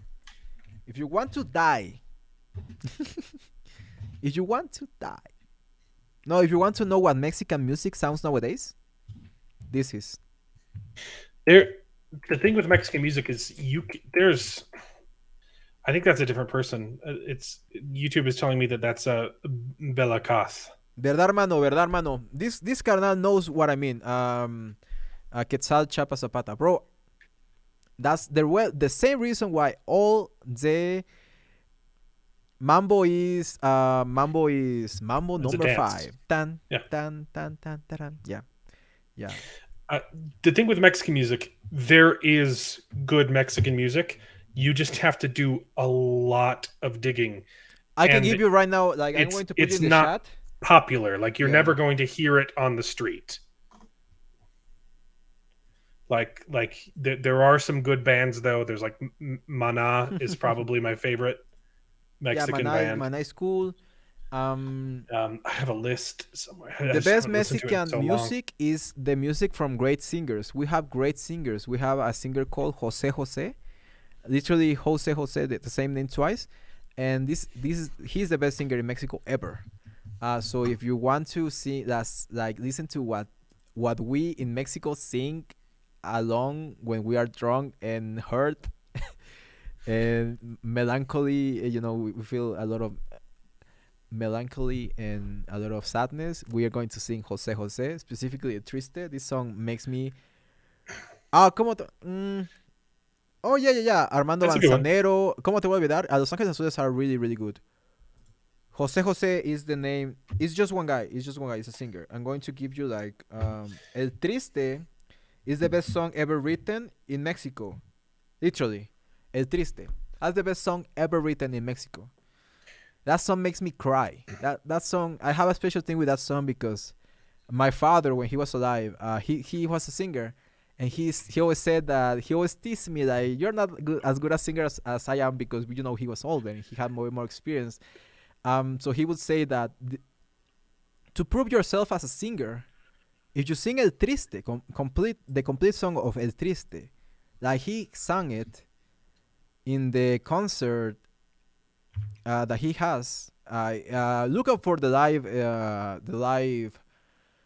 live performance because it's in el Festival de la Canción Latina. Is a festival for the Latino song that happens a lot in Chile.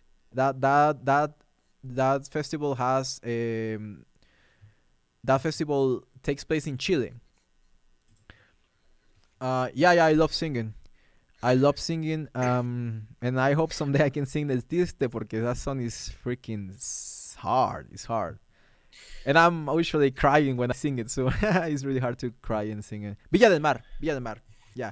It was used to call El Festival de la Canción Latina, and then it was changed into Villa del Mar. Villa del Mar is the festival. Feliz cumpleaños. That's what you wanted? Feliz cumpleaños. No. Estas son las mañanitas que You gotta sing it off key, though. You gotta sing it off key. Nah, No, no. I don't sing out of tune, bro. I don't sing out of tune, bro. I don't sing out of tune, bro. It's really hard for me. I've never heard that song sung in tune. Estas son las mañanitas que cantaba el rey David. Something like that. Y hoy por ser tus Día de tu santo, te las cantamos a ti. That's Mexican, literally. That's Mexican. Happy birthday. It's like it's a weird happy birthday song. It's really weird if you sad. Yeah, it's really weird because if you check the lyrics and you try to translate it, it's really weird. Oh, Amor Eterno. I found my list of Amor Mexican Eterno, songs bro. I like. Amor Eterno from Juan Gabriel. That song makes me cry every time, bro. That song talks about imagine you're an old person and your wife dies, so you're saying that your love is eternal. That's what Amor Eterno means, eternal love. That song is going to like look at the lyrics. Obviously, look at the lyrics in English, and that song. Danny, goodbye. I don't know who that guy is. Danny, goodbye. Lamento boliviano, obviously. Me quieren agitar, me citan a gritar. Soy con una ron. Yeah, but I cannot really like sing a full song in stream because I mean I can sing the mañanitas because that's Royalty not a free. public domain. Yeah, public domain. But yeah, Lamento Boliviano, yeah, still from Enanitos Verdes. I I found like that song. Enanitos Verdes has way better songs, to be honest. Enanitos Verdes. I found my list of songs that I liked from my time in Mexico. Wendy's Mexico. Yeah, we're talking about content creator in Mexico, which is basically the I cannot say the word, but the C word of our generation. Yeah, the C word. Oh, I found even though she doesn't have a C. I Even though she found the doesn't have song that you were Cuquita. talking about, the Cadita song, and it's actually a different creator. It's Catherine Huerta. But it's the same. It's from the same crew. Yeah, From the same it's crew. Mm. okay. Yeah, yeah, yeah. What is the other birthday song? It is fast paced, and there is a dance to go with it. It may actually not be actual birthday Oh, song. she's probably talking about the song that you sing while you're hitting a pinata, like Dale, Dale, Dale. Dale, dale, dale, no pierdas el tino, porque si lo pierdes, pierdes el camino. It's hit it, hit it, hit it. Don't Hit, miss it. Hit it, hit it, hit it. Don't ever miss. Don't lose the. don't lose the way, like Don't lose your target. Yeah, don't lose your target. Or your finesse shooting. Um, because if you miss your shot, you lose your road. Something like that. It's really weird if you try to translate all of those. Do you know who Giovanni Vasquez? No, I don't know who Giovanni Vasquez is. Like I said, it's really hard for me to get into to Mexican or Latino creators because of this kind of shit that I'm showing right here. Yeah, this is the C word of Mexico. Although she doesn't have a cuquita, she has a cucón, un pajarón.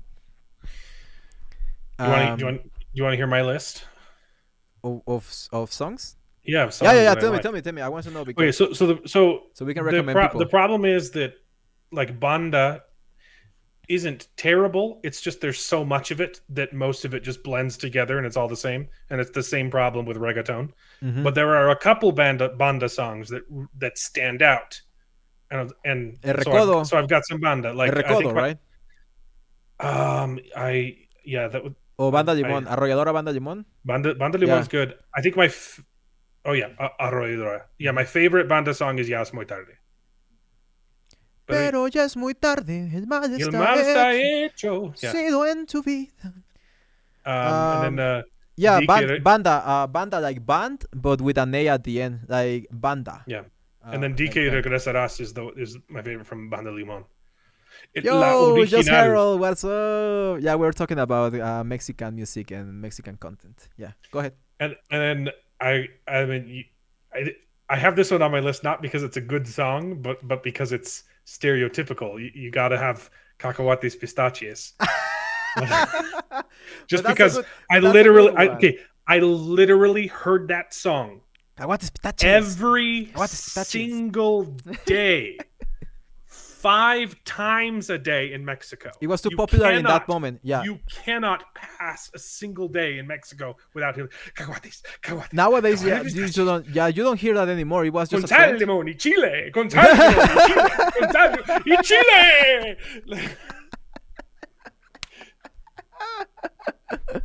Yeah, but that song, thank the Lord, that song is not anymore. But the problem is that song that is La Gatita, que le gusta el mambo.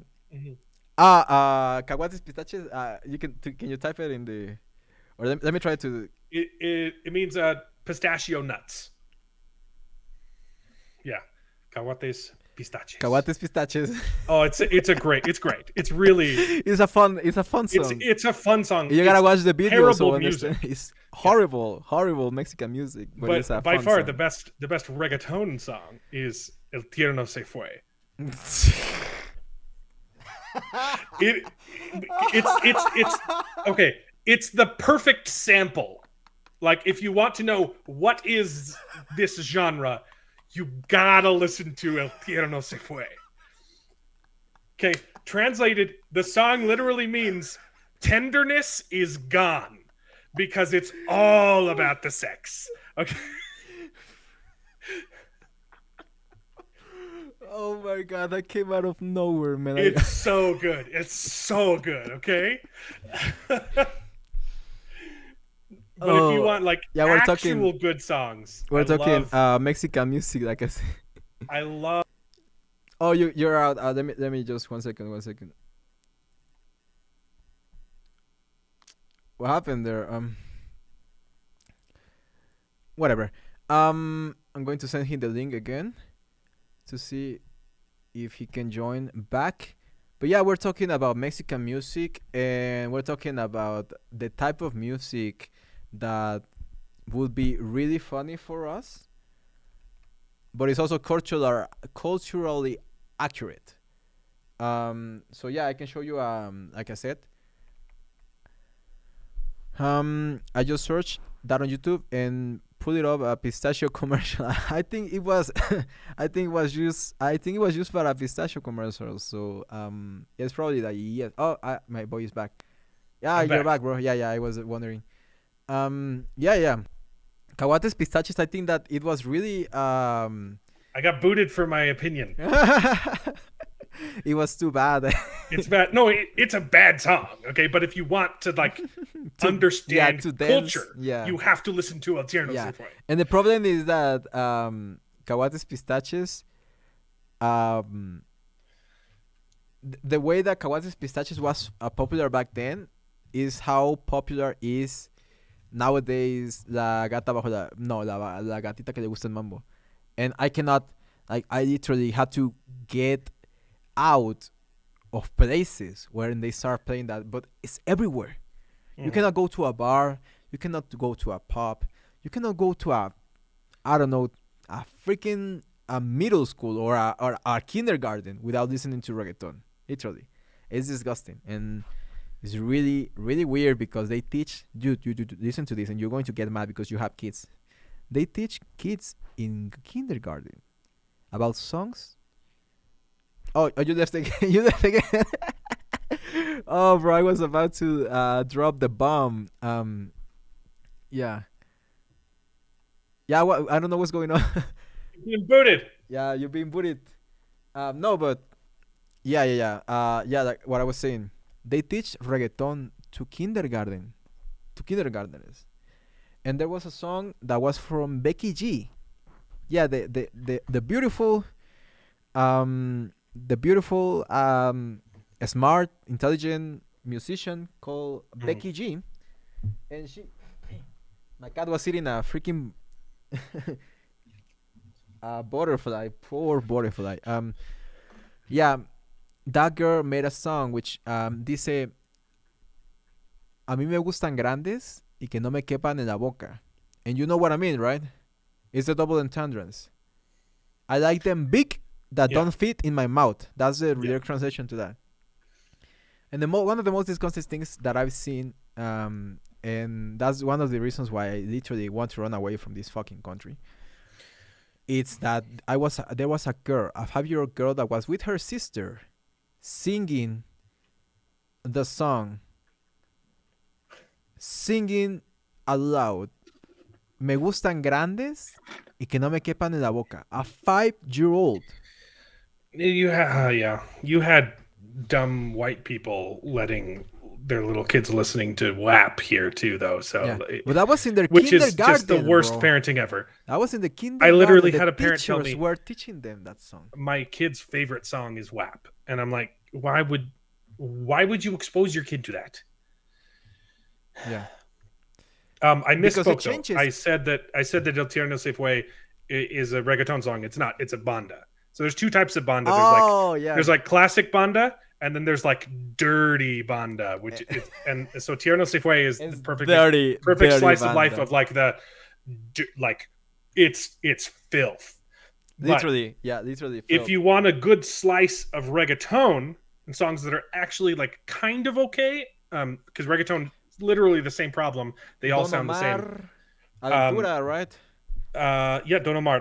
Danza Kuduro is probably Don Omar's best one. Yeah. And then Si No Le Contesto. I think Danza Kuduro is Daddy Yankee, or it's Don Omar. Danza Kuduro. Oh, you meant what song are you referring to, Yamilanis? You mean the tierno se fue or la catita que le gusta el mando? Because that. I hate that song. I want to kill the person that made that song. What song you're talking about? No, the good songs of reggaeton are the ones from. Danza Mm, Kuduro, Don Omar, and Si No Le Contesto. Plan B. sí, no de contest. No, that's new Eres te one. That's new espera. one. That's new one. That's not that good. No, el Fíjese que con reggaetón otra viejito. estoy. El reggaetón viejito y el reggaetón puertorricense, by the way, Mm. is the best reggaeton ever. Specifically, Calle 13. But the thing with Calle 13 is that they only did reggaeton for a short period of time, but the reggaeton is the best reggaeton ever. Listen to. Yeah. I knew that she's going to agree with me. Oh, the banda music. Banda music. Banda is like country music, but for Yeah, Mexico. yeah. It's basically mariachi, but like when you're drunk. No, never mind. It has Mariachi this. is It also has the same connotation that country music has yeah. It's in like the if United you States. It's a different genre, but it's that same, like, some people hate it and some people that's all they listen to. exactly. It's the same as country. Actually, that is the very same as country. It is.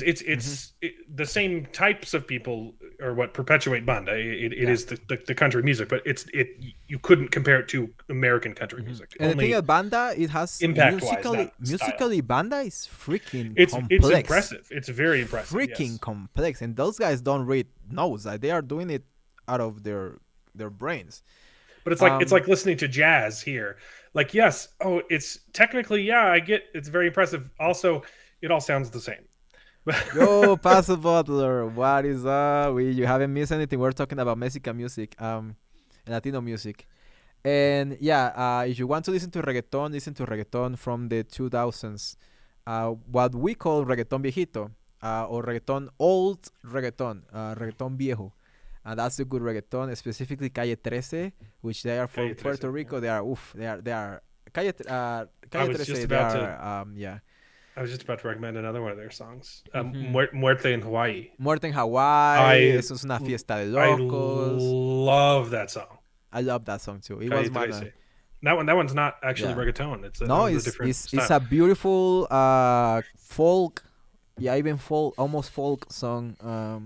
But my like classic Oh, like actual obviously, dale don dale, na na na na na na na. actual good, if you want actually good music, like the classic songs that I like are Un Idiota by Juan Sebastian.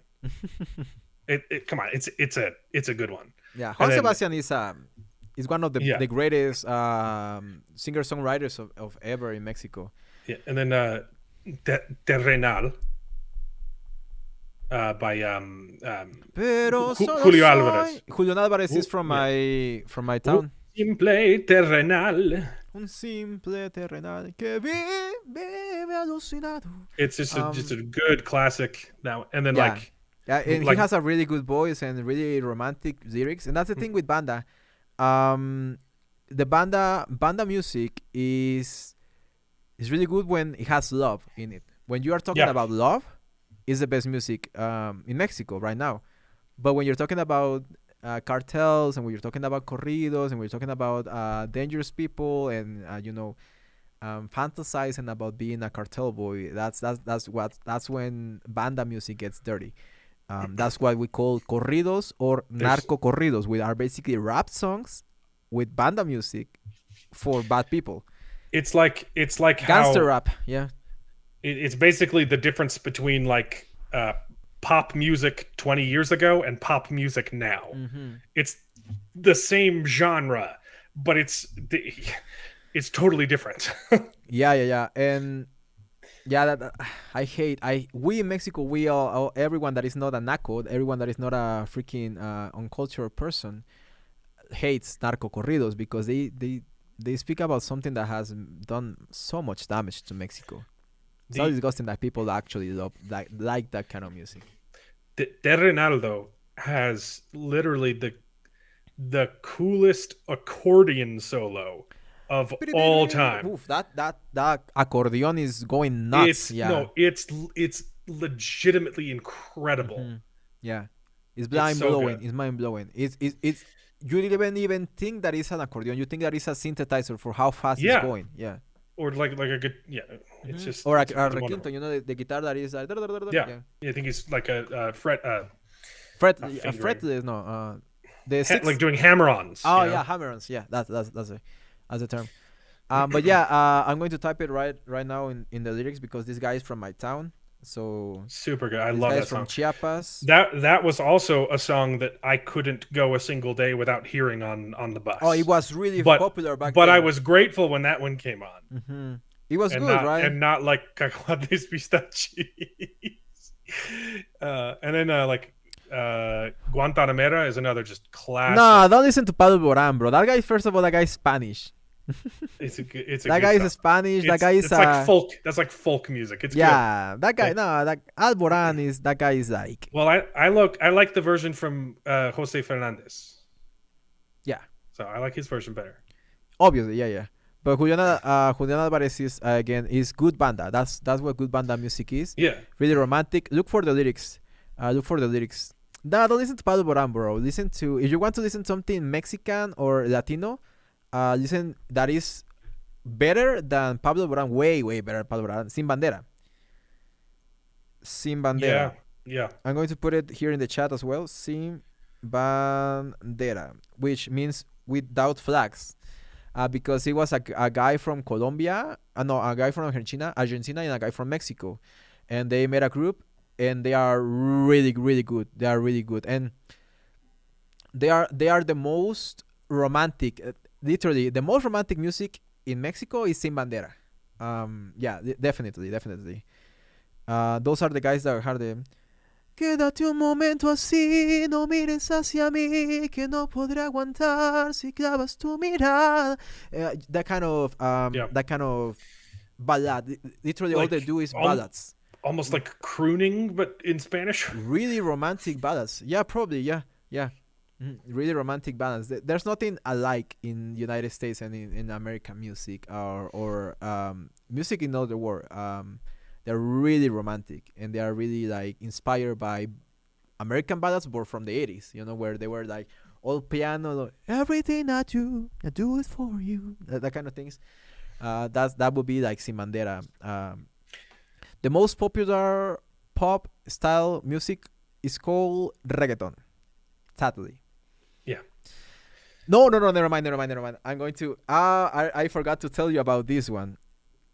Right now, the most popular term is called corridos. No, never mind. Yeah, corridos tumbados.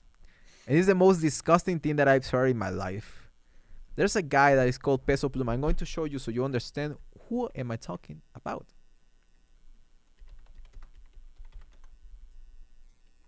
This dirty guy that looks like he got out of a fucking Cronenberg film. What is with his hair? What is this guy like? How is this guy famous? Look at this guy. Ew. Yeah. Ew.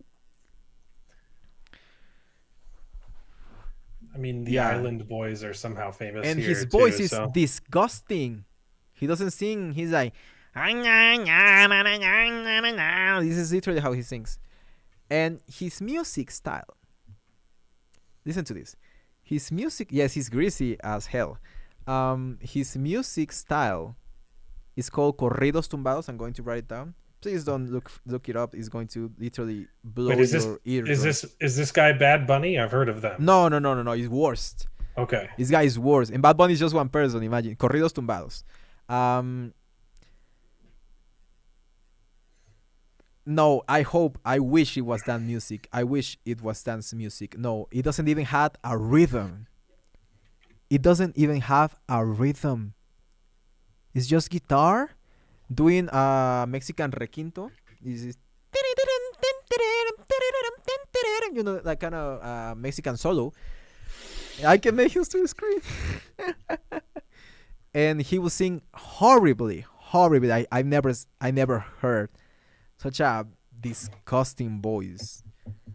Yeah, that homie looks like a lacra. That guy's a lacra. Like a criminal, a delincuente. How bad is it? Yo, look for Delinquent. it. Look for it. Look, peso pluma. It's called peso pluma, like featherweight in Spanish. Peso pluma. Jesus, his freaking videos is um yeah, go see it and come back and tell me how awful, how goddamn awful was it. And the funniest part is that the guitar is pretty technically impressive. Like the guitar is going nuts, and this guy's yo, Jesus Christ, the guy is. I hope he dies. Like literally, I never in game, I never wish someone to suffer. But yeah, this guy deserves the worst. Um, the dance music in Mexico, there are a lot of different dance music in Mexico. The one that is like the one that your neighbor listens to, is Banda. Is Banda dance music, and it's called Duranguense. Or yeah, Duranguense. That's the dance music that it comes from Banda. Um, el gremlin. Do you like? I would recommend like if you want like more like lovey dovey with a kind of American influence but still Spanish. Jesse and Joy. Mm, They're they're good. They're good. They're good. they're good. It's not like my favorite genre of Yeah. music, but like if you're into like I don't know maybe like He is the most popular right now. they've got Mhm. some good stuff. Like Corre is genuinely a good song. The Corre Corre Corre Corazon. Thank you very much. Thank you very Um, much, Black Prison. it's I like love you, brother. it's like John Mayer kind of style of just like kind of cheesy, but Mhm. it's good. Sí que corre, corre, corre, corazón. Yeah, the time is really weird because when the time you came to Mexico, there was a lot of great pop music in the Yeah. radio back then. There was still Sin Bandera, there was still Jesse Joy, a little bit of rock, you know, Luis Miguel. Yeah. Yeah, Dobby. He looks like Dobby. But my Oh, favorite, don't even get me started with the Grupo Frontera and Bad Bunny. I literally want to go in a rampage when I heard that song for the first time. And I never, I never like. have you I'm ever, back. Wow. did you ever think you'd be like nostalgic for Pitbull? Like I wish we could go back to those times, right? Yeah, I wish that we could go back to those times. Like, Peso Pluma. Yeah. Who let this man in the Dale, studio, bro? He's making dale. billions, not millions, billions of pesos. Like a pitbull. Just imagine being nostalgic for Pitbull, and then you'll understand the current state of I am of music. nostalgic with people where people was like fun music, like fun dance music. Dale. Dale, dale, duro, dale. That's Mr. all you have to do. Worldwide, Just pop in every once in a while and say Dale. Mr. Worldwide, you can sing like this. Like when he tries to speak like Miami English, Mr. Worldwide, when you say like this. Oh my God, Okay, but my all time favorite Mexican song. he does. He's is- Mexican. I already mentioned Mana, but Clavado en un bar. It's Estoy like clavado, that song. estoy just herido, estoy ahogado en un bar. Oh, it's so good. Desesperado. Yeah, Shakira is too popular. Shakira is too popular. Too popular. Too much. Yeah. Well, and Shakira, like her style, it's not Mexican either. She sings in Spanish. Colombian. She's and Colombian, but she's done like a couple like reggaeton songs, but Yeah. she's singing pop music. yeah, it's she's making American music. it's not a good example of She Latino, yeah. Hispanic She's music. still popular. Actually, she did a song that I hate with all my heart, and that's one of the reasons that I actually broke off with my ex, because she was obsessed with that girl, with that song, and what she did. Let me explain a little bit quickly the background. Shakira was married with Piqué, which he's a football player from Barcelona, my favorite team, by the way. And he married Shakira, and Shakira was twice his age. So Shakira was 44 when this guy was 22. and this and they got married, and they had 3 kids. I don't know how, but obviously because this guy is 25. Like, come on, this guy is 25, and he goes out with a hot girl. He goes out and cheats on his girl. Yeah, that was weird. And he cheats on Shakira with another girl, a younger girl. Yeah, dude, like double, literally double. Dude, your Spanish teacher plays Bad Bunny? Kill, like, end him. End him. In game. In game. In game. Dude, tell him that someone from Mexico and from Latin America actually told him this.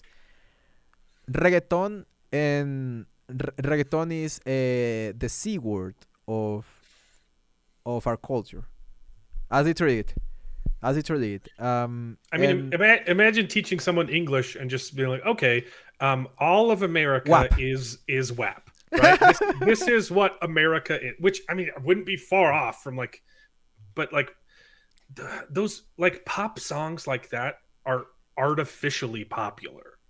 Like, they're only popular because they're bad, and they become more. It's like the Streisand effect almost, but it's Exactly. intentional. It's intentional. Like, the radio keeps playing these songs because they want them to be popular. They are legitimately trying to manipulate culture. Yeah, and they're trying to dump into just losing all morality. Right? Yeah, exactly. It's an intentional thing. Exactly. And the problem with Mexicans is that everyone here in Mexico is a sheep.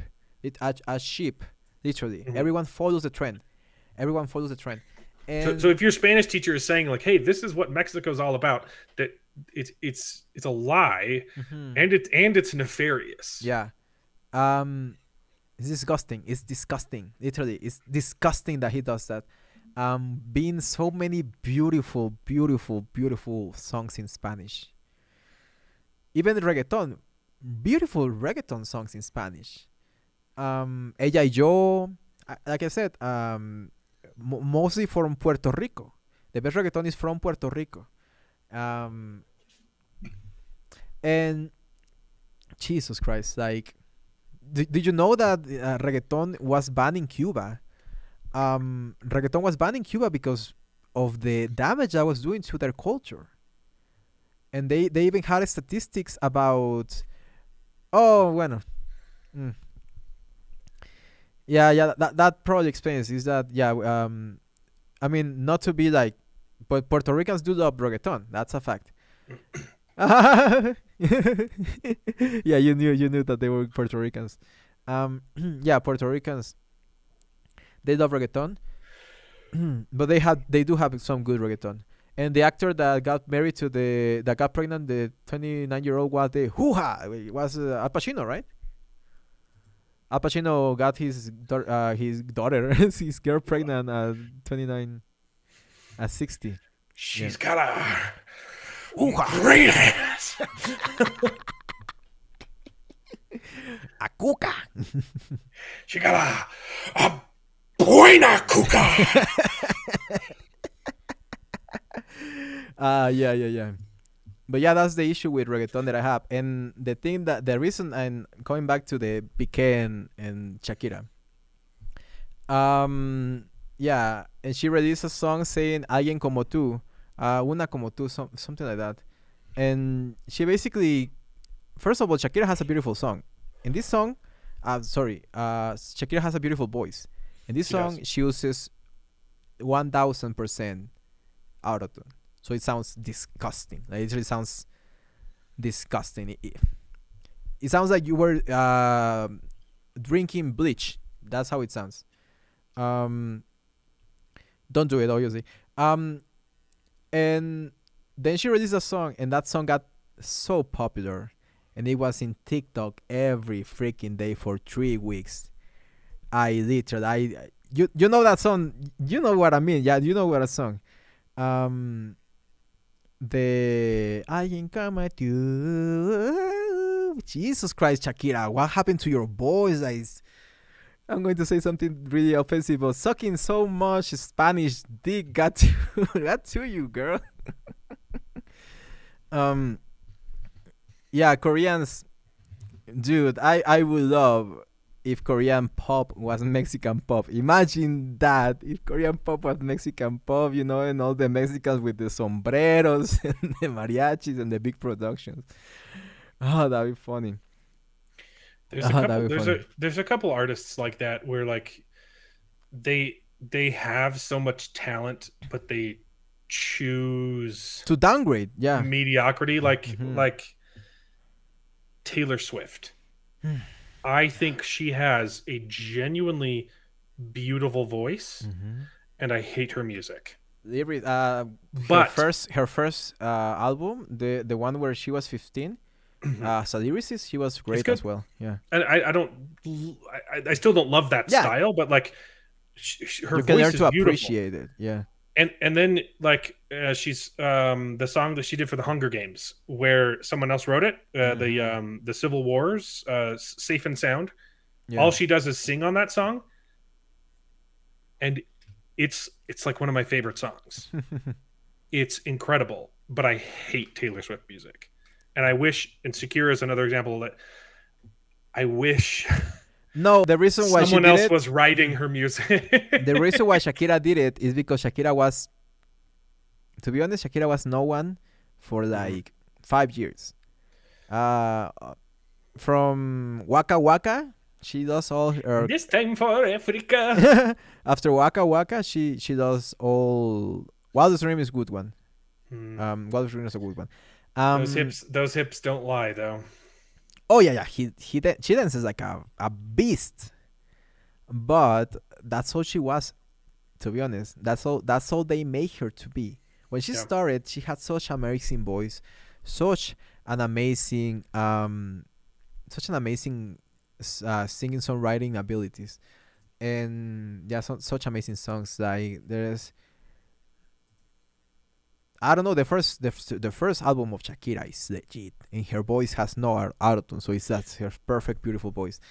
But then they saw that she was really good at dancing because she's Colombian, and well, people in Colombia, they have this type of dance called punta, where they really move a lot of the caderas, like or their hips, like Arabic woman. So she also did a lot of Arabic. Thank you, brother. Thank you, brother. Yeah, I love making that video.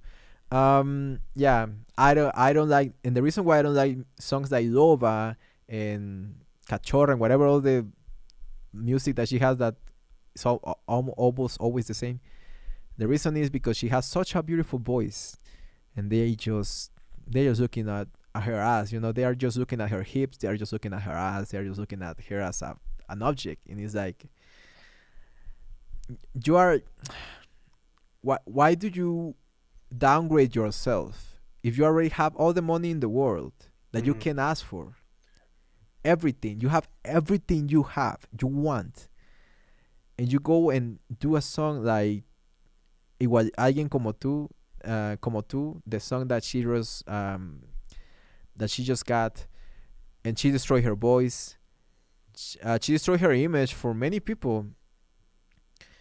Whenever, whatever. whatever, that's a good song Classic. as well. That's a good song because when they give her the chance to be her, she's a great artist and a amazing singer. But when she has a contract, when she's like, okay, I'm going to make money with like the song that she did, and the reason why she did that song is not because she wanted to do that kind of song in purpose. It's because she wanted to be popular again. That's why she went to the guy that is making all these videos, that is making all these disgusting, horrendous people popular, like Peso Pluma. It's the same guy. Is a guy that has a home studio, a shitty home studio, by the way. My home studio is better than this guy. And he produces reggaeton. That's all he does. So he has a lot of money. That's why. Yeah, Rihanna is my favorite female artist.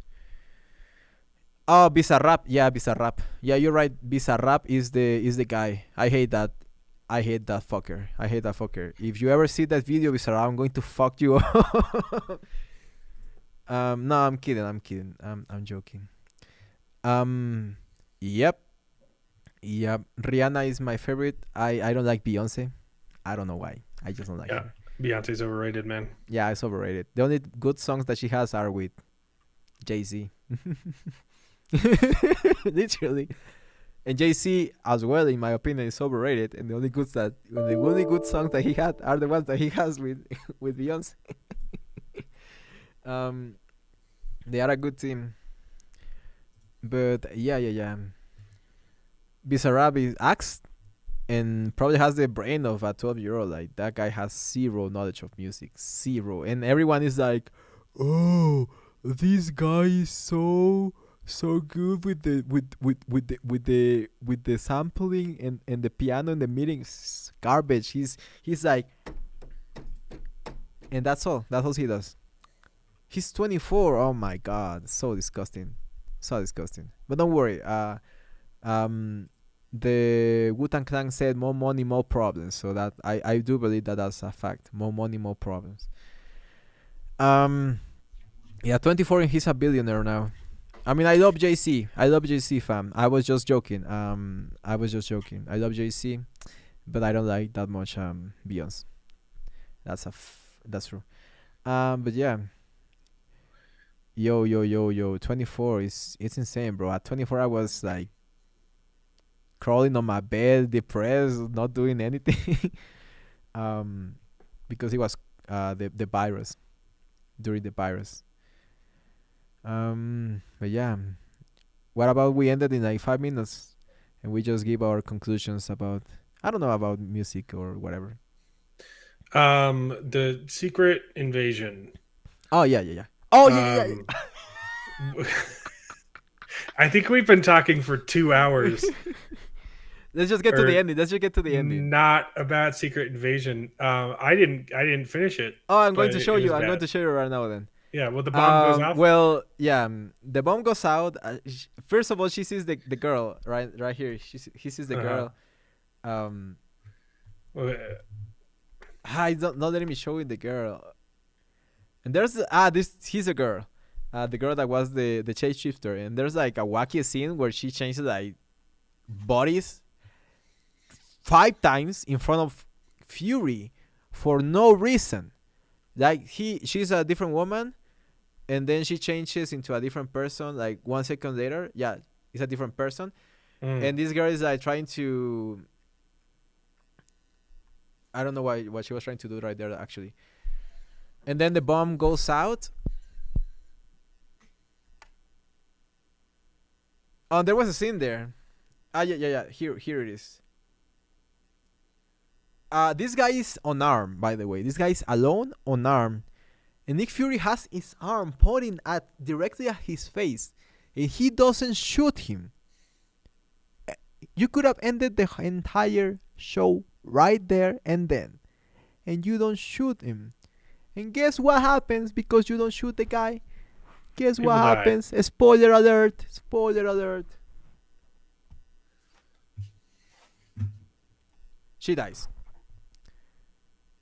Maria Hill, the only reason why I was going to watch this show, aside from Martin Freeman, which he also died, Maria Hill, the best character in, well, the other guy, the bald guy was also good in Shield. The best character from all the Shield characters, the only actually person in the Shield company or the Shield enterprise or whatever that actually has a face and that actually has a name. And you kill her in the first episode. And you kill her in the worst way. Look at her face. She's been a warrior her entire career in S.H.I.E.L.D. And you kill her up like looking like a bitch. Literally looking like a... Like... And the shot. The shot is disgusting. How dare you not show her face? How dare you not show her freaking face when she's dying? The most beautiful shots in cinema is when you have a great actor and they pretend to die.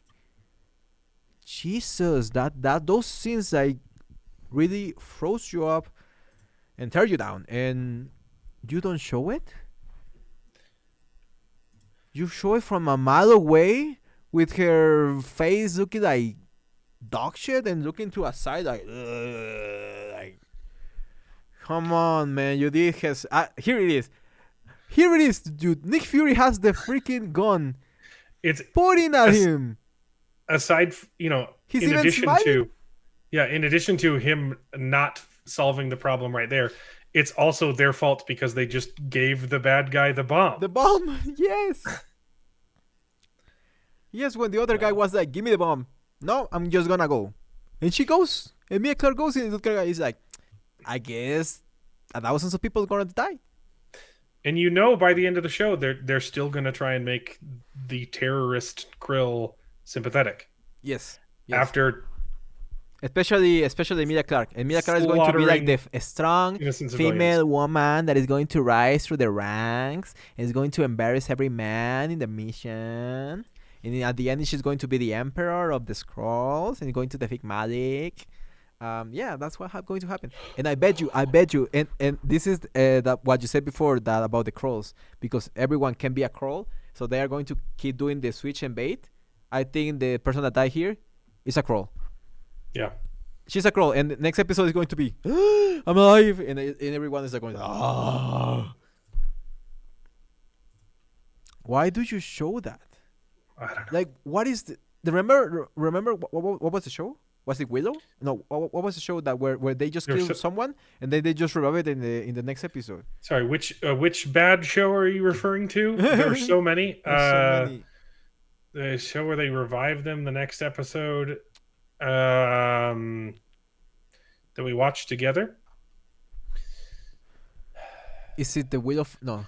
I mean, they did it like 30 times in the Wheel of Time. Mm-hmm. Yeah, I remember that I saw that, but it was also it happened in Rings of Power several times too. Yeah, when with the mother, the mom that basically should be dead, should literally had bleed to death, and she's like, no, I'm fine. But I know there was a different show that was just full. Yeah, right, full of those fake out deaths. Well, it was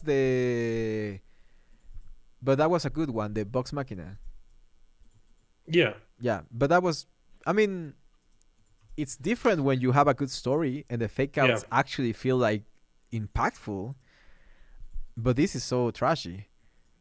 Oh, the boogeyman! I want to see that so bad, but I don't have Peacock. But I want to find that too. What D+ shows have you all enjoyed? None. It's a really hard question, that one. Jesus. WandaVision started incredibly. Yeah, the concept was so creative, but then go back to the formula, and just it crashed harder than anything I've ever seen. Mm-hmm. I absolutely hated the ending. It was just dumb. The ending was like kill that show. That show was good until the final like 3 episodes that where Agatha is like saying none of it makes any sense. Mm-hmm. It just completely falls apart, and then it has no effect on the MCU because it does a complete 180 in Multiverse of Madness, and the fact that they try and make the government guy into like this dumb, white villain when he was the only one actually making good choices, and they try and tell you that he's the bad guy, and you're like, but they're breaking the law and putting a whole bunch of people in danger, and the main character is literally a terrorist. I would want her stopped just as much. And then you have, 2 broke girls hit him with a car and say, you're going to prison. You're like, no, everyone else should be in prison. Mm-hmm. It doesn't make sense. Yeah, exactly. I hated WandaVision, and Loki as well started. They were all terrible. The first episode of Loki was interesting. The second one was interesting, but when the variants arrive The is. first episode of Loki, you had that diversity hire, Oh just yes, cold cock Loki and knock him flat on yes, his back. that's right. When this is the guy that was facing off against all of the Avengers Mhm. simultaneously, but she catches him off guard, I guess, and then it doesn't make sense that he immediately turns sympathetic. Like, I did not buy the scene where he, you know, literally watches his past lives on DVD and has a change of heart. Come on, Yeah, that was and really then brain dead. you spend an entire episode emasculating him, literally having his character stuck in a time loop where he gets kicked in In the the nuts. balls Yeah, the entire episode. No, I was I so was brain dead. not a fan Yeah. of Loki. I was not a fan of Sylvie. What were the other Disney Plus shows? Falcon and Winter Soldier, Oh or my as I god, like to yeah, that call it, was Blacked in America, Black in is America. literally an evil show. That show was a love letter to Black Lives Matter and Antifa, who had been holding this country hostage for years. Yeah. And they burn people alive and are cast as the good guys. Mm-hmm. So, yes. You gotta do better, Senator. You gotta do better. He literally carries her down with the lights blaring behind him as a Jesus figure, and say a white freckled Jesus died for our sins. She was just Oh, misunderstood we're when talking she about Captain burned America people and Winter alive. Soldier. Ah, the Falcon and Winter Soldier. Yeah, that was one of the worst ones Innocent because. people, Mm-hmm. innocent bystanders were burnt to a crisp. Mm-hmm. But she was just misunderstood. Mm-hmm. That That is scene an when she's evil, like evil show. bringing her like in her arms like she was a freaking god. Oh my god. Oh, she died for our sins, and you have to do better. Yeah. I hate that actress. I genuinely think that everything she's on, she makes it just worse. Like she's terrible at acting, and the only reason she has jobs is because she's a diversity hire that has black skin and red hair, which is a really really weird mix. So that's probably Mhm. why thing. I enjoyed Andor, and that's the one I enjoyed the most. But Yeah, I hated the first two episodes I and the hated ending. the ending. It Hmm. almost ruined the entire experience. But Yeah, there was enough good that counteracted the yeah. ending. If you cut Andor from the episode 3 to episode 9, no, episode was it 6, right? Where the escape Mhm. of the prison, the So, ending I of don't 6, remember. I don't 7. remember. Ah, yeah, I don't remember me too. But yeah. That She-Hulk. ending of the escape of the prison. Andor. We're talking about Andor, the Star Wars, with Diego Luna. It's just that I love Diego Luna, so yeah, No, he I'm was just great. biased. Yeah, He he's was great. really Yeah, good. But yeah. and And that's the after only one I've seeing been wrong about. Casa de Mi Padre with Diego Luna, I have way So the good. utmost respect to that So guy good. when he's smoking and shooting and drinking. It's so funny. Um, Those are the first ones that has started off with a little bit of potential, and from then it's been She-Hulk and Hawkeye and Miss Marvel, which just mhm. have no redeeming quality. Hawkeye takes the greatest villain that Marvel has ever made The pin, and just Kingpin, right? Kingpin and craps all over him. He gets beaten up by a girl a third his size. Like, A 15-year-old girl, according to it, the it canon. is embarrassing. This is the guy who, the first time you see him on screen, bashes a dude's skull in with a car door. Yeah, Disney And show needs to stop making he gets shows. beat by a little girl. And you had a Hawkeye TV show and didn't even have Hawkeye fight Kingpin. Hawkeye instead fought the butch lesbian blind chick, or deaf. No, she's deaf. She's Echo. getting her own. He faced off against her, and the little girl faced off against Kingpin. Are you kidding me? I didn't even bother watching Miss Marvel. She-Hulk was just the most embarrassing thing. All of the Star Wars TV shows have been The garbaggio. Jeremy Renner thing. What happened with Jeremy Renner? He was in an No, accident. no, no. That yeah, that one. But did you mean something else, or or it's about the accident? Because the accident, yeah, that's really sad.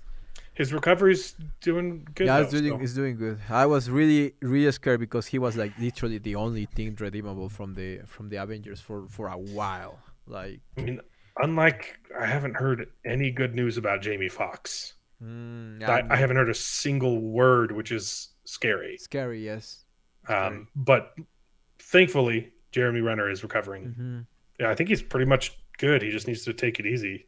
The wrong side of the tracks. I don't know that.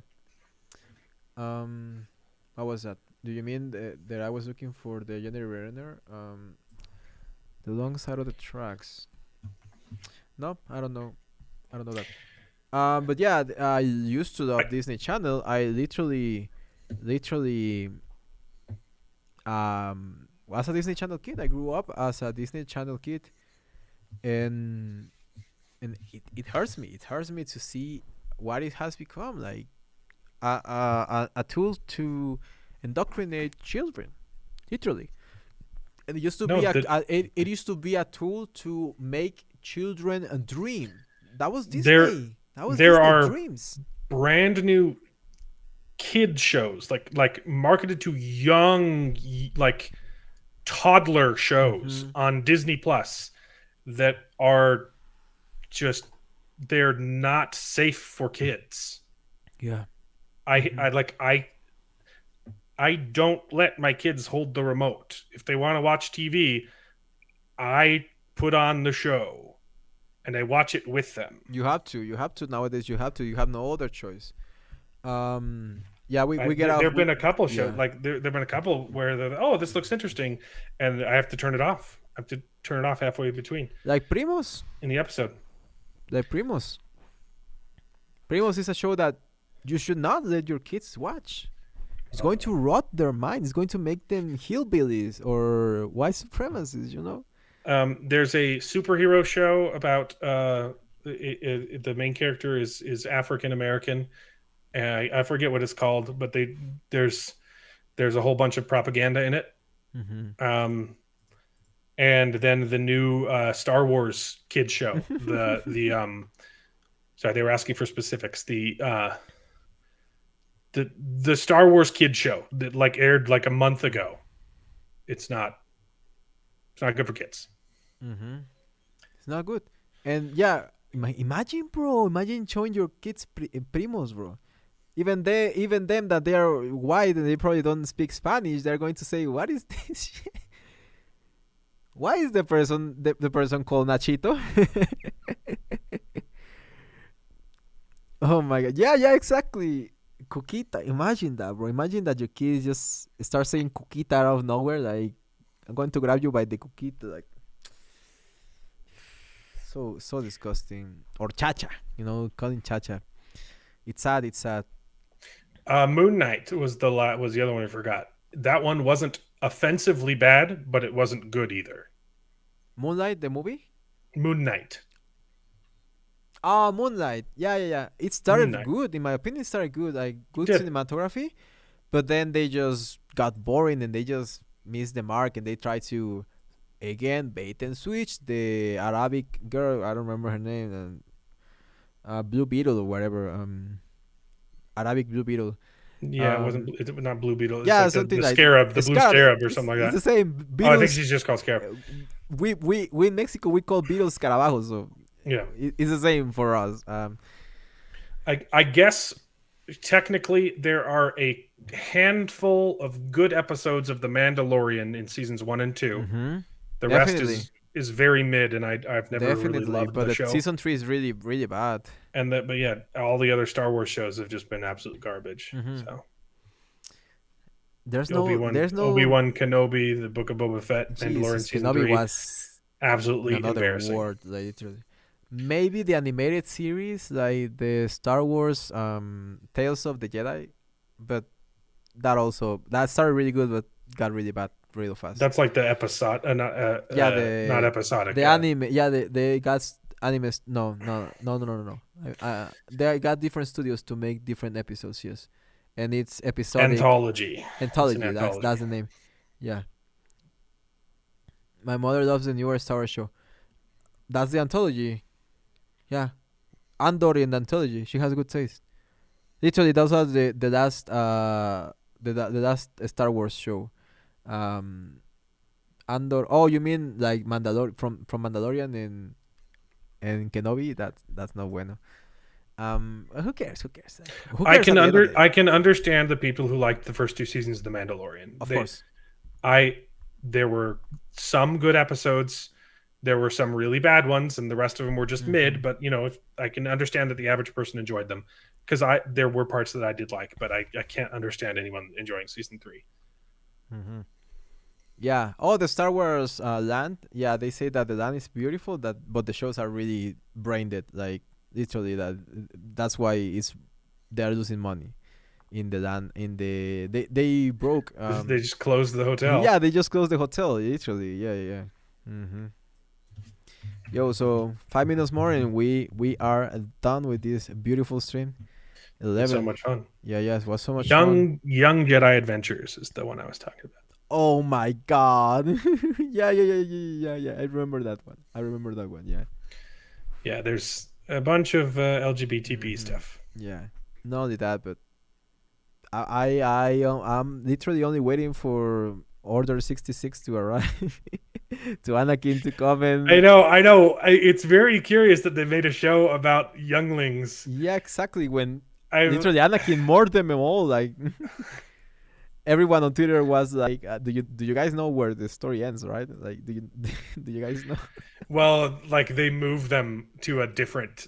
There is it's like the second universe. episode. They move them to a different planet. So okay, these characters aren't gonna die. Okay, it's for kids, guys. That was so bad. It's pretty funny. It's hilarious. Like, oh, I never saw a Strange World. I saw a disabled dog, and I said like, "Fuck that!" And everyone was mad at me because I said the woke when the disabled girl was in the show, in Primos, and I was saying, "Oh, this is basically a meaning that is woke." What I meant by saying that is that she had her earpiece all the way outside her freaking ear. That's not how hearing aids work. So they basically just said, put the hearing aid, yeah, just draw it like that, on top of her ear. And that's why I say that when I say that, oh, there's a person with disability, it's a woke token. That's what I mean, because they're using us as tokens. People of color, people with disabilities, they use us as tokens, and they just want to sell our disability, our color of skin. Yeah.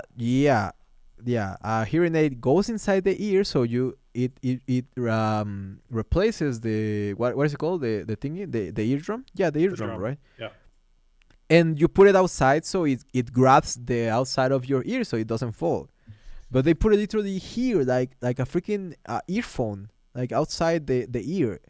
And someone that actually wears a hearing aid was the person that told me in a comment. He's like, "Did you notice that the hearing aid is literally just drawn outside the ear?" And I'm going to talk about it in the next video in the conclusion with that. When I literally gather, like a headband. Yeah. There exactly different modern kinds hearing of aids. hearing aids. Yeah, modern hearing aids. You cannot see it anymore because they go inside of the ear and they are the color of the skin. There's some that they like put into your skull. Yeah. Here behind the ear canal. Yeah, exactly. They like use like vibrations on your cranium to make you. It's insane. It's weird insane stuff. Mm-hmm. It's insane. Why though? Why don't you research someone with a hearing aid? He was just wearing AirPods. Yeah, exactly. He's deaf, guys. He's deaf. Oh my god! But they use I guess it's like he's not deaf. He's the baby driver of Disney movies. He just has tinnitus. Yeah, research isn't in the budget. We know that they don't even research the language. Imagine that I started you doing a show in English without even speaking the language, and we're just like angry because everyone was saying, "Oh, your grammar is trash," and I cannot even understand anything. And I was like, "No, English is a language that was forced upon the Native Americans that barely exist Well, anymore." Oh my god! I saw Disney made a well, Korean branch, and I got scared. Jesus, that's scary, bro. well, our song's gonna be good. Yeah, the Oye thing with gringo. the unibrow thing, and someone told me that, and that was really on point. The unibrow thing is because of Frida Kahlo, and that's exactly the reason. Yeah, because Frida Kahlo has a green, like green light eyes, like no brown light eyes. So it's called avellana in Espanol. I don't remember the call. How is it called in English? Uh, nut. Yeah, the color of a nut is your eye.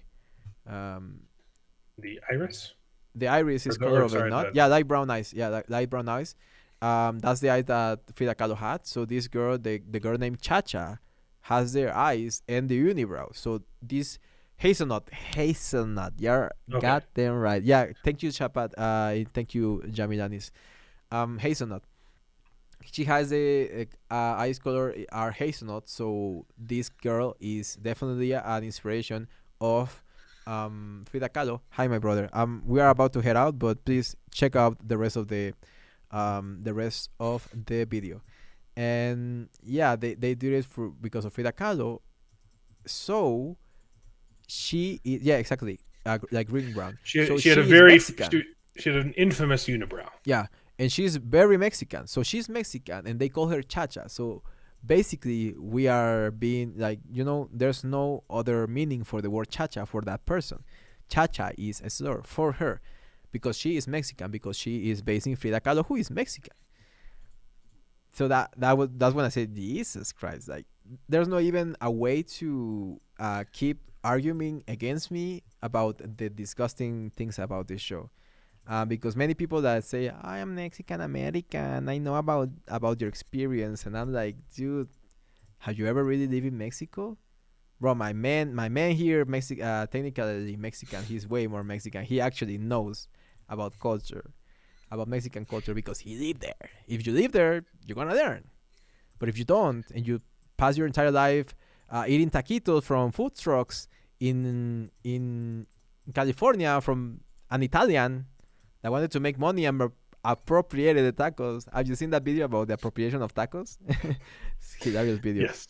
Um, she is Chicano. No, that person, she's first generation, so she's the daughter of Immigrants. Mexican fathers. Yeah, her fathers are Parents. yeah, her parents are from like Guerrero or something like that, like from the south of Mexico, and they look like endogenous, like they look like they are native Mexican, like have native Mexican in their blood. But I don't think they're alive anymore, because if they were alive, they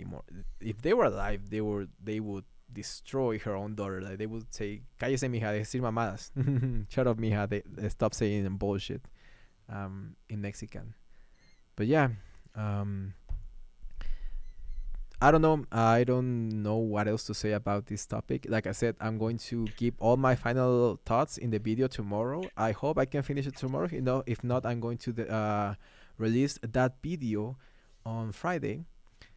And yeah, if they were alive, they would shoot her out. Yeah, they will literally bite her. They will hit her across the face with a chancla, which is sandal. Um, yeah, chancla. We use chanclas to inflict damage on our kids. Uh, yeah, but un chanclazo we call it when they hit you with a sandal. Thank you very much. Thank you for joining the stream. Thank you for everyone. Jamilanis, Good Guns and Roses, Hal Baked Potato, Pastel Butler, my brother, Quetzal Chapata, mi hermano de otra madre, Damage and Terror.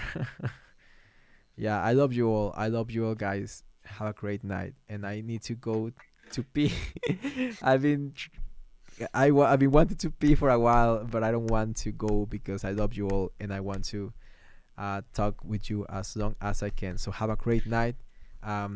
And I need to Yeah, go work on the music. yeah. My brother is going to work in the Oye Gringo the cover that we're going to release this weekend. It's going to be a great one, and please check out my brother's technical. No, I'm so confused. Wait, Other way, no. other way. There you go. Okay, my brother Mexically what? Technically Mexican. I'm going to put his channel in the description right now so you can go and subscribe to his channel. Share the love with all the Mexicans, the real Mexicans, and not that crazy girl. And see you in. I just dropped a song today. It's a great one. It's like It's a summer song. mm-hmm, It's Summer of it's Sun. it's funny. Yeah, if you like summer and if you like this kind of humor that we love in this show, where you just go nuts, you're gonna love that song. It's really funny.